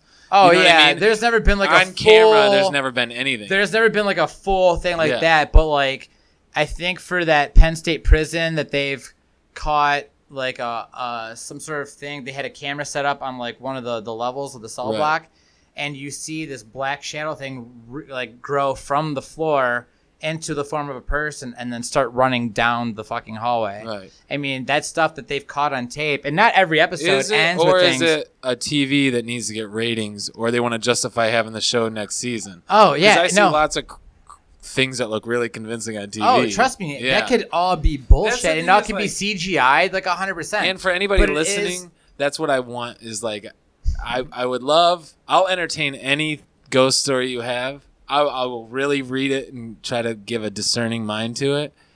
So try to convince me that ghosts are real. All right, but let me explain It's a way this. better world if I did believe it. I'm more excited about this because, to be honest, the like insane asylums and shit like that really intrigues me way more than haunted prisons. Just because of the kind of fucked up shit they used to do there, you know? Yeah, I Like, think that's what my thing with prison and with a haunted prison or insane asylum or a haunted insane asylum. I think reality is way scarier than 100%. fantasy. Yeah, of course. Yeah. But like, you know, the way that this prison was built out, you know, like, I mean, I guess I'll throw in that Al Capone did have to stay there, and of course he got a beauty treatment. I mean, he Sure. had a rug, a radio, a lamp, a nice chair, and stuff like that because he was Al Capone. But there was a lot of crazy people that were there. They did all kinds of experiments on them. Because they did have an asylum that was attached to the prison for the crazies. But they would their segregation hallway, I guess, like, you know, like the hole, I guess, if you want to call it. Yeah. With the inside their prisons, they just had like their bed and like sink, toilet, and they didn't have windows. They had one like square hole in the ceiling that they called the Eye of God, and that was typically their only thing of sunlight. They did have a small like doorway that was there on the back side of their wall that would go out to like a small patio, like just like a little like 4x4 foot kind of thing, that they would let them out like for like an hour a day, maybe something like that. But they weren't allowed to make any noise at all.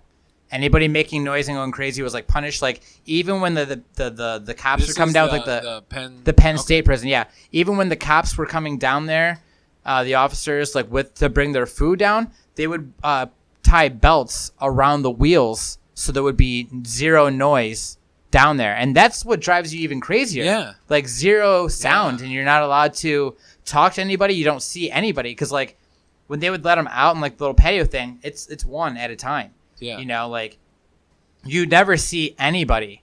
You know, like that's how fucked up it is. Like that's what the shit that makes you go That's crazy. way And scarier than any ghost story. Oh yeah, and then of course they were doing like lobotomies and goofy shit like that, you know, and there's stories of them escaping out and having like a riot and rampaging through like the fucking doctors and officers and shit. Like that's fucking nuts and very interesting to you know to read about and watch. But I don't know. I think that's fucking cool. Okay. Second time out. Oh, another pee break? Yeah. Okay. All right, guys. Be right back. I think we should do a Halloween episode too. Halloween episode. This topic is a big topic. Okay. That people love, so we should do this again in the. All right, guys. We're gonna be right back. BRB.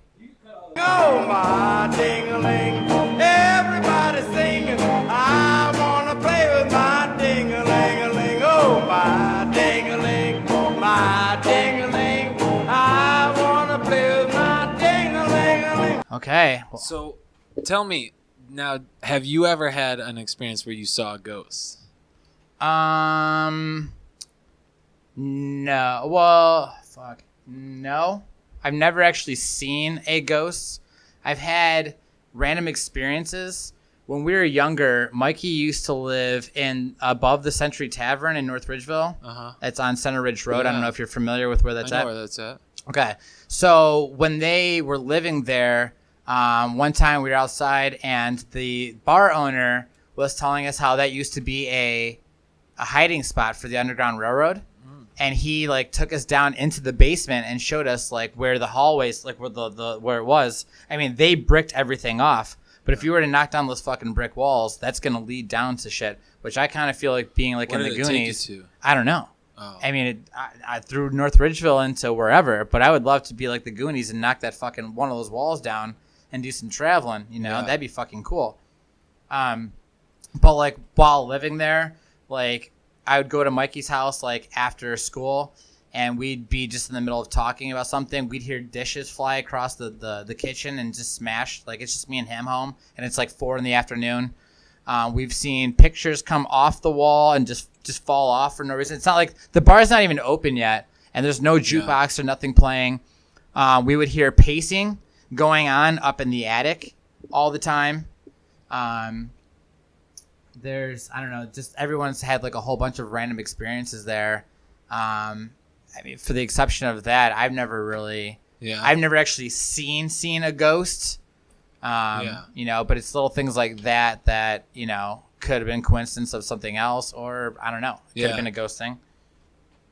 And you've never seen anything, or have you witnessed anything that possibly could have been a ghost? No, nothing that like I can't justify was just me freaking myself out. You know, like, no. Okay. But I've had like a lot of people that have claimed like, oh, this place is haunted, or there's a friend of mine in Oberlin that swore that, you know, and they're like, you stay here with us just one night and see. You'll see what you think. You'll see. They tried to convince me. You ever played with the Ouija board? Yeah. Yeah. I see it. It's not fun for me. Same thing. You think somebody's moving it? Oh, it's definitely us moving it. Yeah. See, I don't know. Sometimes it feels like it just flows too lightly for it to be Well, somebody that's moving. why you have to have like. My imagination. No, that's why like more than one person has to be involved in it. You know what I mean? Right. Because they feel like it's you moving it, and you feel like it's them moving it. There's always a benefit of doubt involved. And I guess that's why the golden Do it by rule is yourself. don't do it by yourself, because you're gonna let the ghosts out. Yeah. But if you do it by yourself, You'll just realize I'm writing boobs over and over again. Yeah.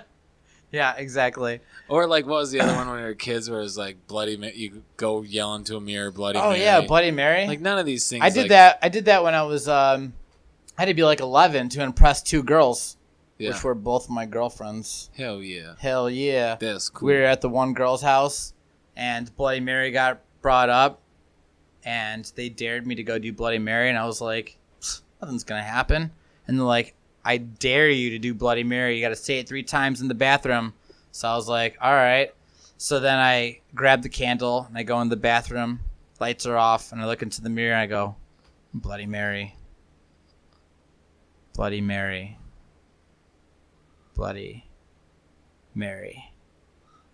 And then they start fucking pounding the shit out of the fucking door Yeah. and scare the shit out of me. Yeah. But I'm nothing still happened. alive. Yeah. Yeah. See, all these things, like, that's my thing, is like life is so much more fun if I had this like playful belief, but I'm just a cynic, you know.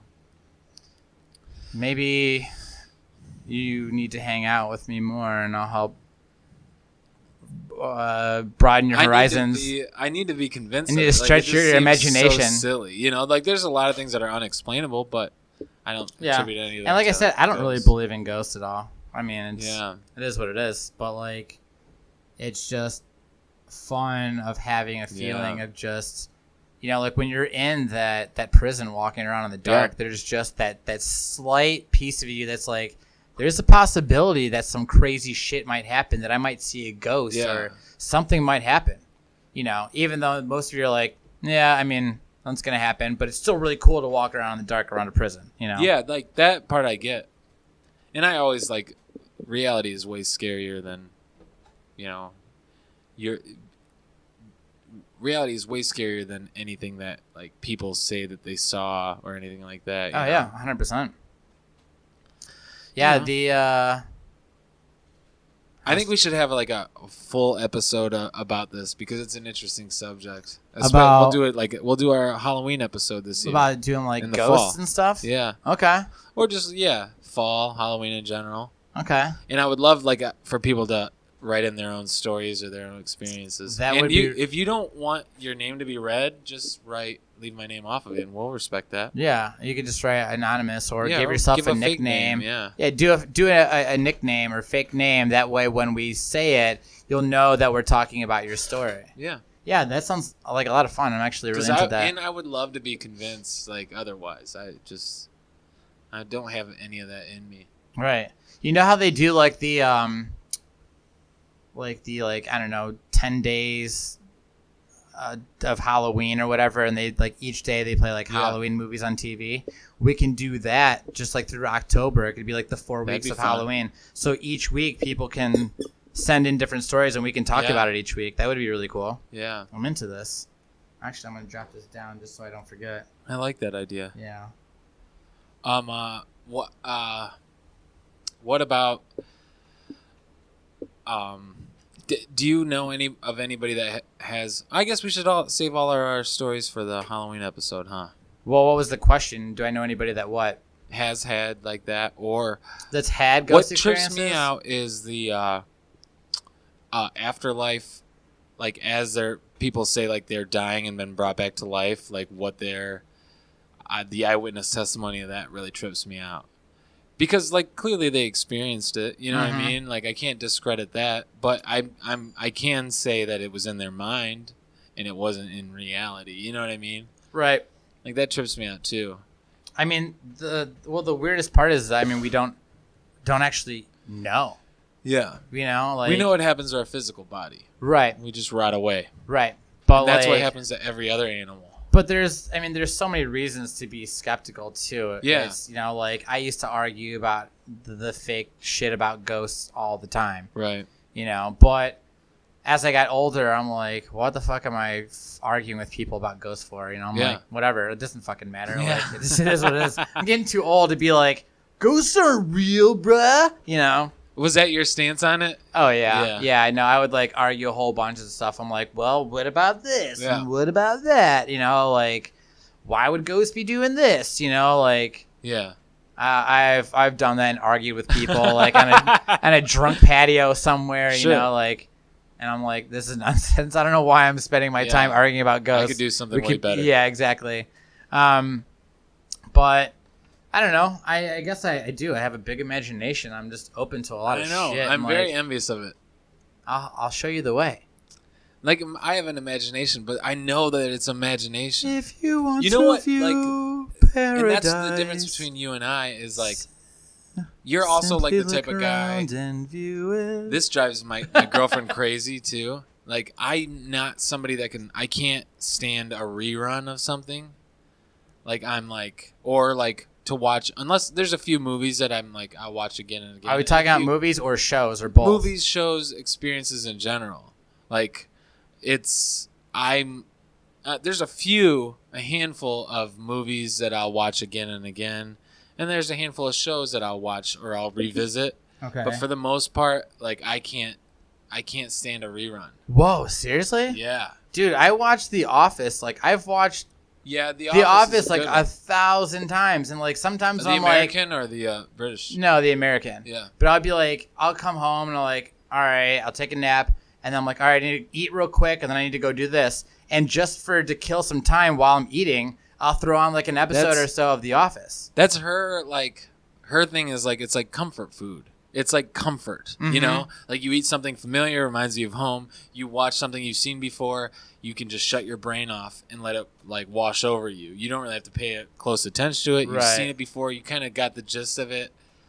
But there's going to be something there that you don't remember or that'll make you laugh, you know?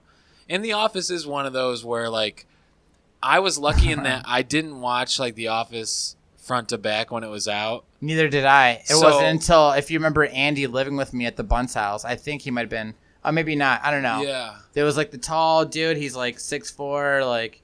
Yeah, I remember. When he was living with me, he was an Office fan. He would play it all the Yeah. time, and I wasn't really into it because I don't really like Steve Carell for the most part. Right. But I would watch random episodes and I'm like, this is really funny. So then I just rewatched the whole series, like starting it from front to back, Yeah. and I fell in love with it. So now I you just still watch it? Oh yeah. I'll like rewatch the entire series probably like once a year, probably for the most part. Wow. Yeah. I can see like, because I watched the majority of the episodes, but off and on, I didn't really follow it when it first was out. And then like a few years, like last year, I think I just watched a few seasons here and there. But it was like I didn't see those ones, and every once in a while there was an episode I didn't see. Right. It was new to me again, and that's fine. But if I've already seen it, I can't stand watching something that I've already watched. Mm-hmm. I feel like my life's too short. Yeah, but you don't always have access to new stuff. Or even enjoyable new stuff. It could be new, but it could be shitty, and then you're just Well, I'll putting roll the yourself dice. through something to Yeah. watch only for the fact because it's something new. Well, I'll there's so much out now that is like that Doesn't mean it's always good though. but it doesn't mean that it's going to be bad, you know. True. There's some stuff like people slept on or that you haven't heard about, you know, or Netflix is pumping out content all the time. Right. Or, you know, I just started watching Game of Thrones. Like, So just from the beginning? I'm on episode 3 of the first season. Oh shit, Yeah. dude! And the new one just aired on Sunday night. I know. We actually watched that when we were in New Orleans. We got back from the bar and we're all so excited to watch it. Oh, yeah? Well, me and Garrison was. Kev's never watched any of them, and we watched like the opening sequence and we're like, "Fuck yes, this is gonna be awesome!"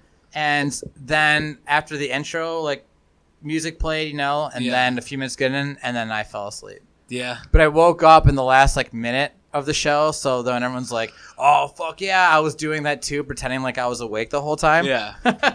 So I actually have to rewatch that episode.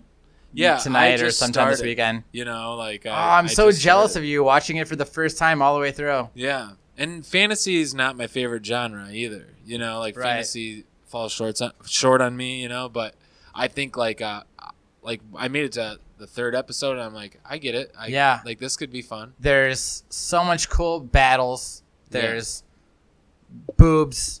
There's dragons. There's Yeah. gore. I don't know, dude. It's just fucking cool. I mean, if you're into fucking like the medieval times, Yeah. like that's fucking cool as shit. Now, for me, I enjoy the show. I've never read any of the books. I like to read, but I probably would never read any of the books because it just seems to be too complicated. Right. There's already 1,001 characters in this show Jesus. that I can't remember. I don't like that. Yeah. Oh, dude, I can't remember who the names are of everybody. Yeah. But when you're watching the show, it's not necessarily going to be something you're going to need. Like Right. you'll still be able to keep up with the story Yeah. and knowing what's going on.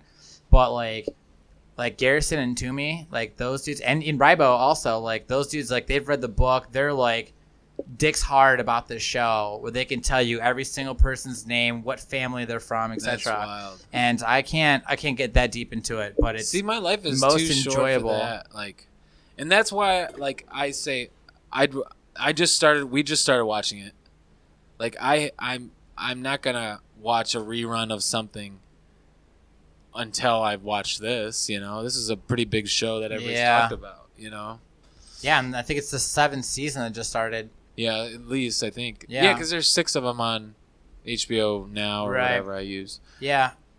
But like movies are really hard for me to rewatch unless they're on the background and I'm doing something else, like if I'm drawing or something like that. I can't rewatch movies. I can't rewatch. I have a lot of them that are things. like if I'm just gonna like go to bed, I'm like, oh, like I'll throw on like The Burbs Yeah. or The Goonies or Bill and Ted, you know, Better Off Dead, Yeah. Dude, Where's My Car? I've seen these movies 1,006 times, but you know, I'm like, well, I'm I can't tired. do I'm just that. I'll watch it, and then I'll watch 20 minutes of it, and then I pass out, you know, like going to bed. But, you know, I don't know. I love movies and shows and Yeah. film in general. So I don't know. I love it. Yeah. So I can watch just a lot of can't. movies like over and over. It's so weird, and I feel like I'm the minority in that. It's because I don't have that fun, playful brain that you do. Like, I just constantly think like, oh, my life is way too short for this to be happening. You know. Oh yeah, don't get me wrong. Like Video games, I can't play video games for the same reason because I'm like, what am I gonna do? Like, I'm just gonna lose time of my life now, you know, playing in a fake life. Like it trips That's- my head out. It's the that's- same exact feeling I have about that's that silly. as I do about rewatching movies and TV. that's silly. That's why I don't enjoy video games. that sucks. I know. There's a lot of fun ass video games out there. I believe you. Everybody tells me that. I just can't seem to make myself enjoy them. Well, I mean, if you have, sometimes I'm like, I could really be doing something like editing or drawing this or painting that or whatever. Yeah. But instead, I'm like, I'm just gonna play like one more round of this video game, and then I'm playing it for like 3 hours. The next thing you know, it's fucking bedtime. I'm like, fuck. What about phone games? Do you play games on your phone? No. Me neither. I did for the trip home when Kev and I. Oh, that's a good time to have that. Yeah, when Kev and I were on our way back, because the other boys, they left in the morning, and me and Kev left at like in the afternoon. Yeah. But we saw a Geico commercial that was for this phone game called Jetpack Joyride. And Kev was like, what the fuck is going on here? And I was like, oh, actually, I remember playing that game on my phone like a long time ago, which is actually probably at the Bun's house. And he's like, that's a real game? And I was like, yeah. So literally like an hour before we left to go to the airport, we both downloaded it on our phone. And then we got on the plane and we sat there for 2 hours on our phones playing this fucking game. Like when I would die, I would like look over at his phone and see how far he's getting, you know, and then like getting back into it. And like, it's a fun ass game. But other than that, I don't about ever. Like the Angry Birds? Did you play that? No, I never played Angry Birds. Never played Candy Crush. I never got into those. I play, the only one I play is like chess with friends, but that's just because I like chess. Yeah. And I'd rather play that in real life, but I can't. Yeah. I did play the Words with Friends, which is like the Scrabble. Yeah. When that was like first like a big thing, but I haven't played it like since. Like I know there's like Kev and other friends that like still play it to this day. But I haven't played it in like forever. Yeah, I can see that being fun. But yeah, anything that's like time consuming or monotonous, it really like I start thinking like I can't do this. I just started a new video game last night. Oh yeah, which one? It's called Outlast. Oh okay. And you're a reporter. I guess this kind of actually fits in with our theme that we've been talking about. But you're this news reporter that goes to this insane asylum that's supposed to be really haunted, and you're there to get a story. Now. You get in there, and most of these survival horror games, you're picking up weapons and fighting your way through. Your only options are either to run, hide, or die. The only thing you have with you is a video camera. You find batteries throughout the game because your battery does die the more you use it. You have to document shit that happens through this insane asylum and prison and shit. And when it gets into like really dark areas, the only way to see is putting it into night vision. But like it's literally when shit happens and these like demon creatures or whatever, or like ghosts, whatever the fuck you want to call them, are coming after you, you literally like have to like hide in a locker and like sneak your way around them to get through like your way out of this like asylum. And it's pretty cool. It's different than like the normal ones where you're like having to like just kill the fuck out of everything. You're actually having to like sneak your way through without dying. So it's actually really cool. Have you played or have you seen that American Horror Story? Yeah. They had an episode that was like this, like the Asylum. Yeah, that was like the second season, I think. Yeah, that was really good. Yeah. Yeah, the only season was it a reporter that like went there to report on it and then she got locked up? I think so. Yeah. I think it's something like that. I know it's been a long time since I watched it. Had a killer soundtrack for that season. Yeah, because it was like I don't remember if it was 50s or 60s, 70s. It was 50s, 60s, early 60s. Yeah. Stuff. And there's a Pandora station that's like Briarcliff Asylum, and I listened to it a couple times because I enjoyed it that much. I would be into that. Yeah, the way that show works, they alternate seasons. One season's present day, and then the next season is in the past, and then the next season's present day, and the next season's in the past. Yeah. The only one I didn't watch was the Covenant or whatever, like the witch one. I started to watch season 3. That stuff doesn't interest me at all. Yeah. But like the first season. Oh, I did see that because Stevie Nicks is in it. Oh, really? Yeah, okay. I think so. All right. Or I'm just making all this up. The 4th season was the carnival one, which is really cool. I didn't watch that one because they had actual like freaks and stuff in it. And then the 5th season was the hotel, and that one had Lady Gaga in it, which I thought was going to be super cheesy with her being in it, but it was actually really cool. Yeah. And then the 6th season, I watched half of it, and then I got bored and I stopped watching it. But the 6th season was kind of doing a reenactment.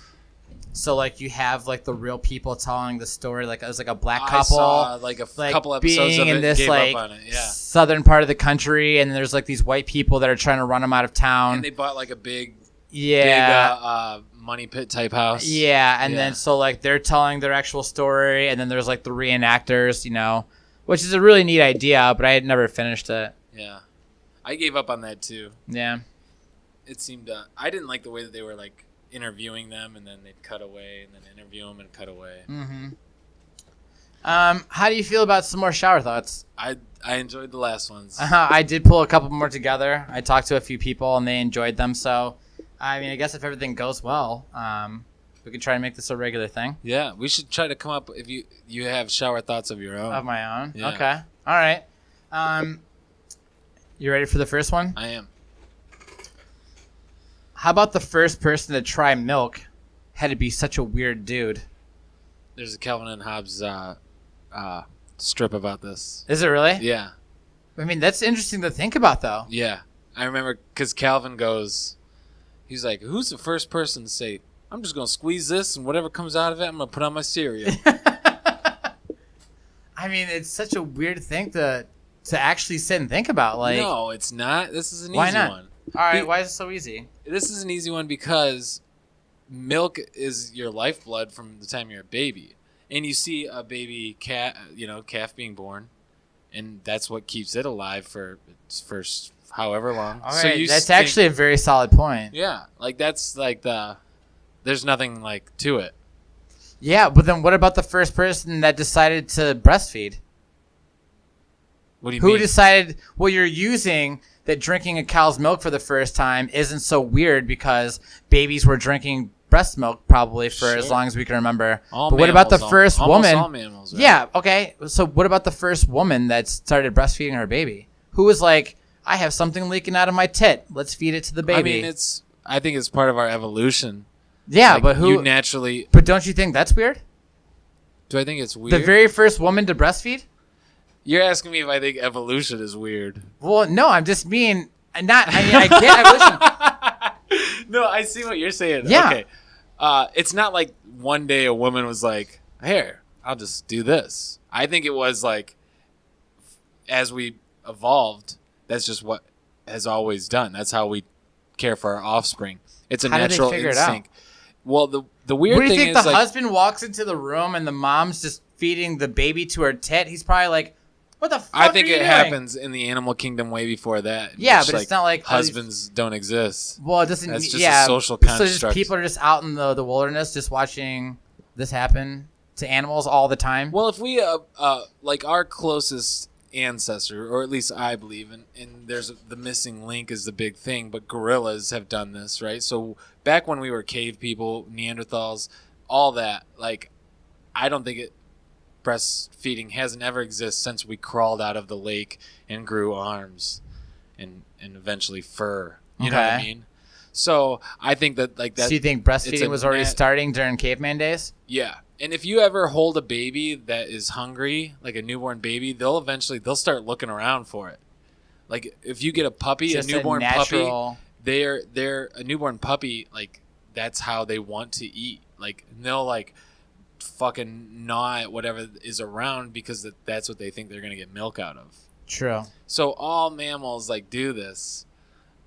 It's a funny thought to think like, It and I is. remember that Calvin and Hobbes the Calvin and Hobbes strip from when I was a kid because Uh-huh. it's such a funny concept. Yeah, it is. And I think like other comedians, I think it's probably a Joe Rogan thing, where he's like, who's the first person to smoke weed and thought, yeah, hey, you know that shitty plant right there that smells weird? I'm gonna smoke that and see what happens. to Yeah. me." Like that's the same concept. Right. That's funny, but it's natural. Like a baby will fish around for a tit until they find it, or until they are fed. I mean, I guess this really goes with like anything. I mean, Uh-huh. just think about like people that were creating the words for things. You know, just like Language. yeah, just like that. I mean, I understand nowadays there's a root that where the word comes from, but just thinking about where they, came up with the pronunciation for certain things, Yeah. just like water or food or pencil, whatever the case may Yeah. be. That's also weird to think about, like how that all started, and then obviously through time things change, and then it is to what we have now. Yeah. But it's just a weird concept to think about. Yeah, absolutely. But Still that's funny, for though. me. It's like, oh, that's an easy one. Yeah. Like that's just Well, fuck you. the How basis about of that? life. No, I mean, no. Taking the humor out of this, God damn it! I know, aren't I? Like, I'll ruin everything. Tony. Yeah, I know. I'm Buzzkill. No. Actually, that was actually a good way to turn on that because I was just waiting for something funny to come out, and then this is actually a better way. I enjoyed that way better. That was a way better conversation. How about another one? All right, you ready for the next one? Yeah. All right. A piñata that doesn't break is broken. That is true. How do you feel about that? Yeah. A piñata that doesn't break is broken. Yeah, and that makes for the saddest birthday parties. Yeah? I mean, you're the kid smacking on your piñata, and it doesn't break. So all of that candy and what have you's inside there. And all those kids that are around there, too, they're all waiting for that candy to fall out of there. They know exactly what's going to happen. You take that back to the store, and you're like, this is a bullshit piñata. Yeah. These are made to break. But now it's too late. You have a broken piñata that's not broken. Yeah. You take it back, and all you can do is get your money back. Yeah, that's bullshit. Yeah. Give me my candy. Yeah. So then what? Is that the only thing you could think of that is broken when it's not broken? Is this a riddle? Yeah. Do you have more riddles? No, I don't have any more. I'm just trying to think. Hearts. I said my heart's broken. It's actually not broken. It's still whole. Yeah, But but people if it's say my heart's broken. yeah, but if it's see, I'm lost in this now. I couldn't keep up mentally. I couldn't keep up because a piñata is broken because it's not broken. Your heart is broken because it's not broken. Right. Does that work the same way? I mean, I guess it's different. It's technically different because you're actually trying to break the piñata in order for it to be functional. When your heart is just a term of saying my heart's been broken, ripped in half from breakups or deaths or whatever, in reality, it's still as a whole inside your body. So it's broken, but not broken. Yeah. Okay. Does that make sense? It's broken, but it's not broken. Right. So my heart is broken, but it's not really broken. Oh, right. So it's figuratively versus reality. Mm-hmm. Okay. What about this? I mean, that's what I'm saying. It wasn't a great example, but it's a record. Kind of a broken record. Okay. Explain. If a record exists and it's not broken, if it's my record and it doesn't break, that's still a good thing. I don't think you explained that well. Yeah, I don't think I did either. I see where you're going with tricky. it. Yeah. We need some lawyers to decipher this. Tricky. I understand where you're going with it. Like, broken record. Yeah, a broken record is a good thing for some people. Well, no, because you could be annoying because you keep repeating the same thing over and over. So you keep talking about it. I'm talking about like a record of like a home run record. Oh, yeah. Okay. I thought you were talking about like an actual like physical record that you listen to. Record, it's both. It's bad and good for whoever it is. Like this, if I broke that record, so it's broken. So it's good for you. It's good for me. Bad for the other person. Yeah. Broken record, but it's. I think we're getting ourselves too lost in this. I'm just not smart enough to keep up. I get it. I get what you're saying. I see what you're doing. Yeah. But I'm tangling my thoughts around it, and I'm getting caught up. It's just too many double negatives. Yeah. Okay. What's the next one? All right. I got one more for you. I just happened to see this one, and it kind of made me giggle, and I thought, it's kind of funny. So it says, when someone says that they're a dog person, you assume that they really like dogs, when in fact, they could be trying to tell you that there's some sort of mythological half dog, half human beast. Like what is it, a minotaur? Minotaur, that's like a bull. Yeah. But so, that's something to think about. The next time that someone comes up to you and goes, oh my gosh, I'm such a dog person. Like, are they telling you, like, hey, that they really love dogs? Or they actually have part of them that's part dog? I think they're telling you, I'm half dog. So expect me to use your front lawn as the bathroom. Oh, can I use your bathroom? Oh, yeah, it's right down the hall. And then they just walk out the door, and then they just take a shit on the lawn. Yeah. Pinch loaves out there? To the front lawn? I play croquet out there. What's that? Is that Saving Silver? Yeah. Dude, yes. I'm so glad you picked up on that. Yeah. I watched it over the weekend at the Airbnb. Of course you did. Yeah. You're a rerun guy. Dude, I love that movie. It's so good. Yeah, that's a funny movie. Yeah, so I don't know. My favorite line from that movie is just like, my jacket. I love that jacket. Damn, that was my favorite jacket. Also, one of my favorite lines. Yeah. If all the nachos stick together, that's one nacho.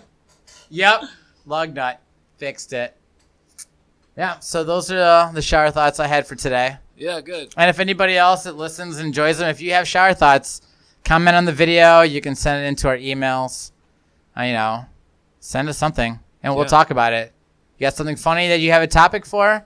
Maybe you tried banging a shampoo bottle and got your wiener stuck. Send that in. We'll talk about it. We'll discuss the pros and cons and the ins and outs of it, The ins mostly. Yeah, the outs not so much. Yeah. Okay. I think we did it. Yeah, I think that's about time for this week's episode. I'm glad you had fun in New Orleans. Yeah, that was a lot of fun. And there was a lot of crazy stuff that happens.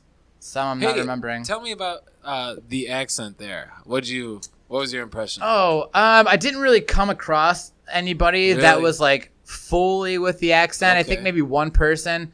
A lot of people said y'all. That was a thing. Yeah. Hey y'all, jump in the car. For Hey me, y'all, want a beer? The accent is like that southern twang mixed with like Baltimore or like a Philly type accent. Mm-hmm. It's like a mix of both of them, and it really trips me out. Like in Philly, they say "worder" instead of "water." Oh. Like Baltimore is like "to you." Like instead of saying "I'm going to the store," they're like "I'm going to you the store." To you the store. Yeah. Well, there's a mix, lady like, I both work of with those. that's from Rhode Island, and she says Is that just like a East Coast type accent? it's kind of Boston, but they get angry when you say they sound like Boston, and Boston probably get mad if you say they sound like Rhode Island. But like with the company, we're like, we have to charge people's cards to pay for their invoices, and she's like, oh, I got so and so's credit card number. She doesn't use ours. Yeah. And then she's like, so go ahead and charge the card. Yeah. And I go, charge the cod? Cod, Like yeah. a codfish?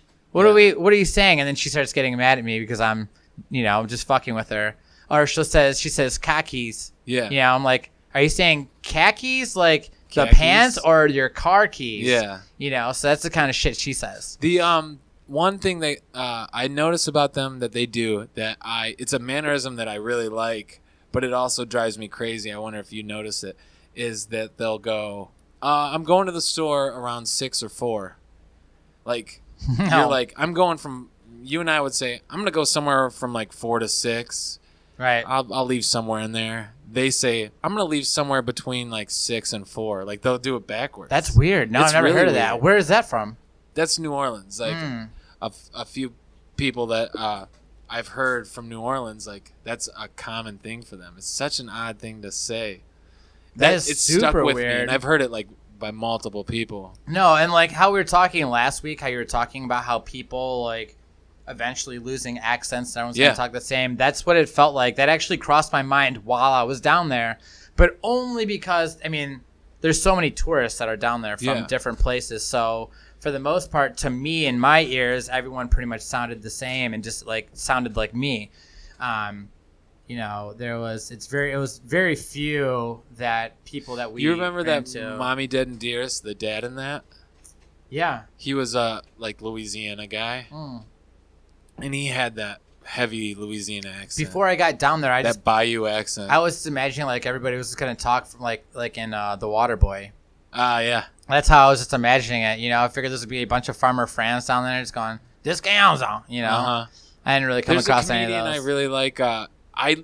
More than his comedy, I like his the way he talks, and that's one of the reasons that have reaffirmed this to me. Mm-hmm. But he talks like his name's Theo Vaughn, and he has such an interesting way to tell stories because he has such an interesting like dialect mixed with the phrasing that he uses. It's so odd.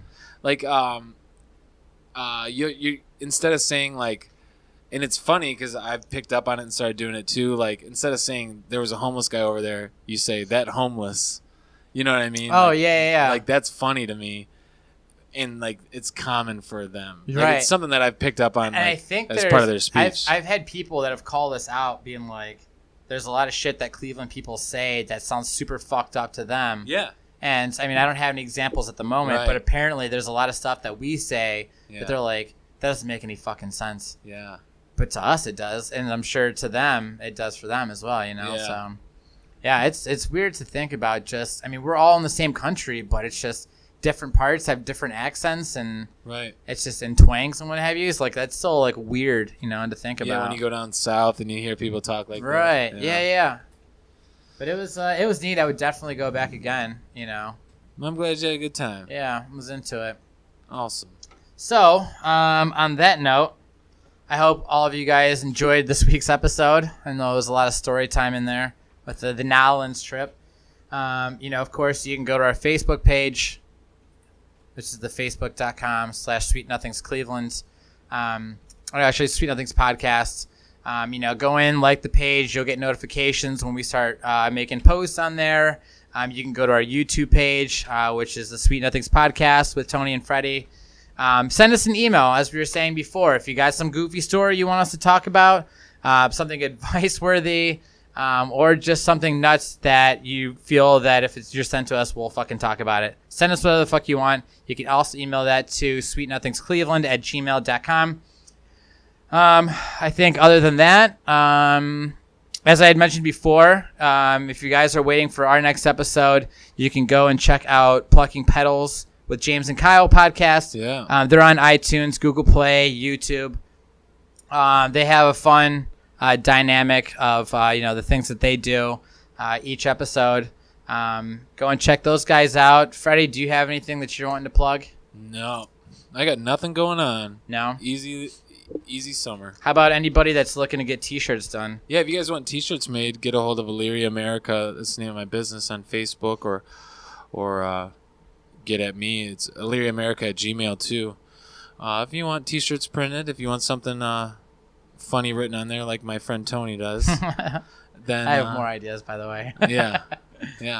Let me know. Yeah. Any of you guys, you got a business that's looking for shirts, softball teams, bars, bachelor parties, bachelorette parties, whatever the case may be. If you want to break up with someone, what better way to do it than with a T-shirt? Ooh, that's good. Yeah. So any ideas you have, you can, send the, what was it? Send it to? On Facebook, it's Illyria America. Illyria America. Yeah, okay. just message me. Or Freddie Miller on Facebook. Okay. Or I'm sure Illyria Freddie America Miller's at probably Gmail. going to be tough to find. You'd be surprised. Yeah. It's really not. Right. Okay. I'm the only white one. Just look up Freddie Miller, and then it's the ugly white guy. Tall. What was the Tall, Dark, and Ugly? Yeah, tall, dark, and ugly. Do you still have that? I don't think so. No? No. I remember having that saved as a bookmark. Oh, my I blog? I used to go there and check that out. I Yeah. draw goofy pictures. Yeah, dude. I love I should that. start doing something. Now Yeah. it's just Instagram. Yeah. Yeah. We don't need those anymore. Okay, everybody, thanks for listening in. Tune in next week where Freddie and I are going to be actually taking measurements of our dicks to see who's got the smaller chode. Thanks for listening. Until next week, bye-bye.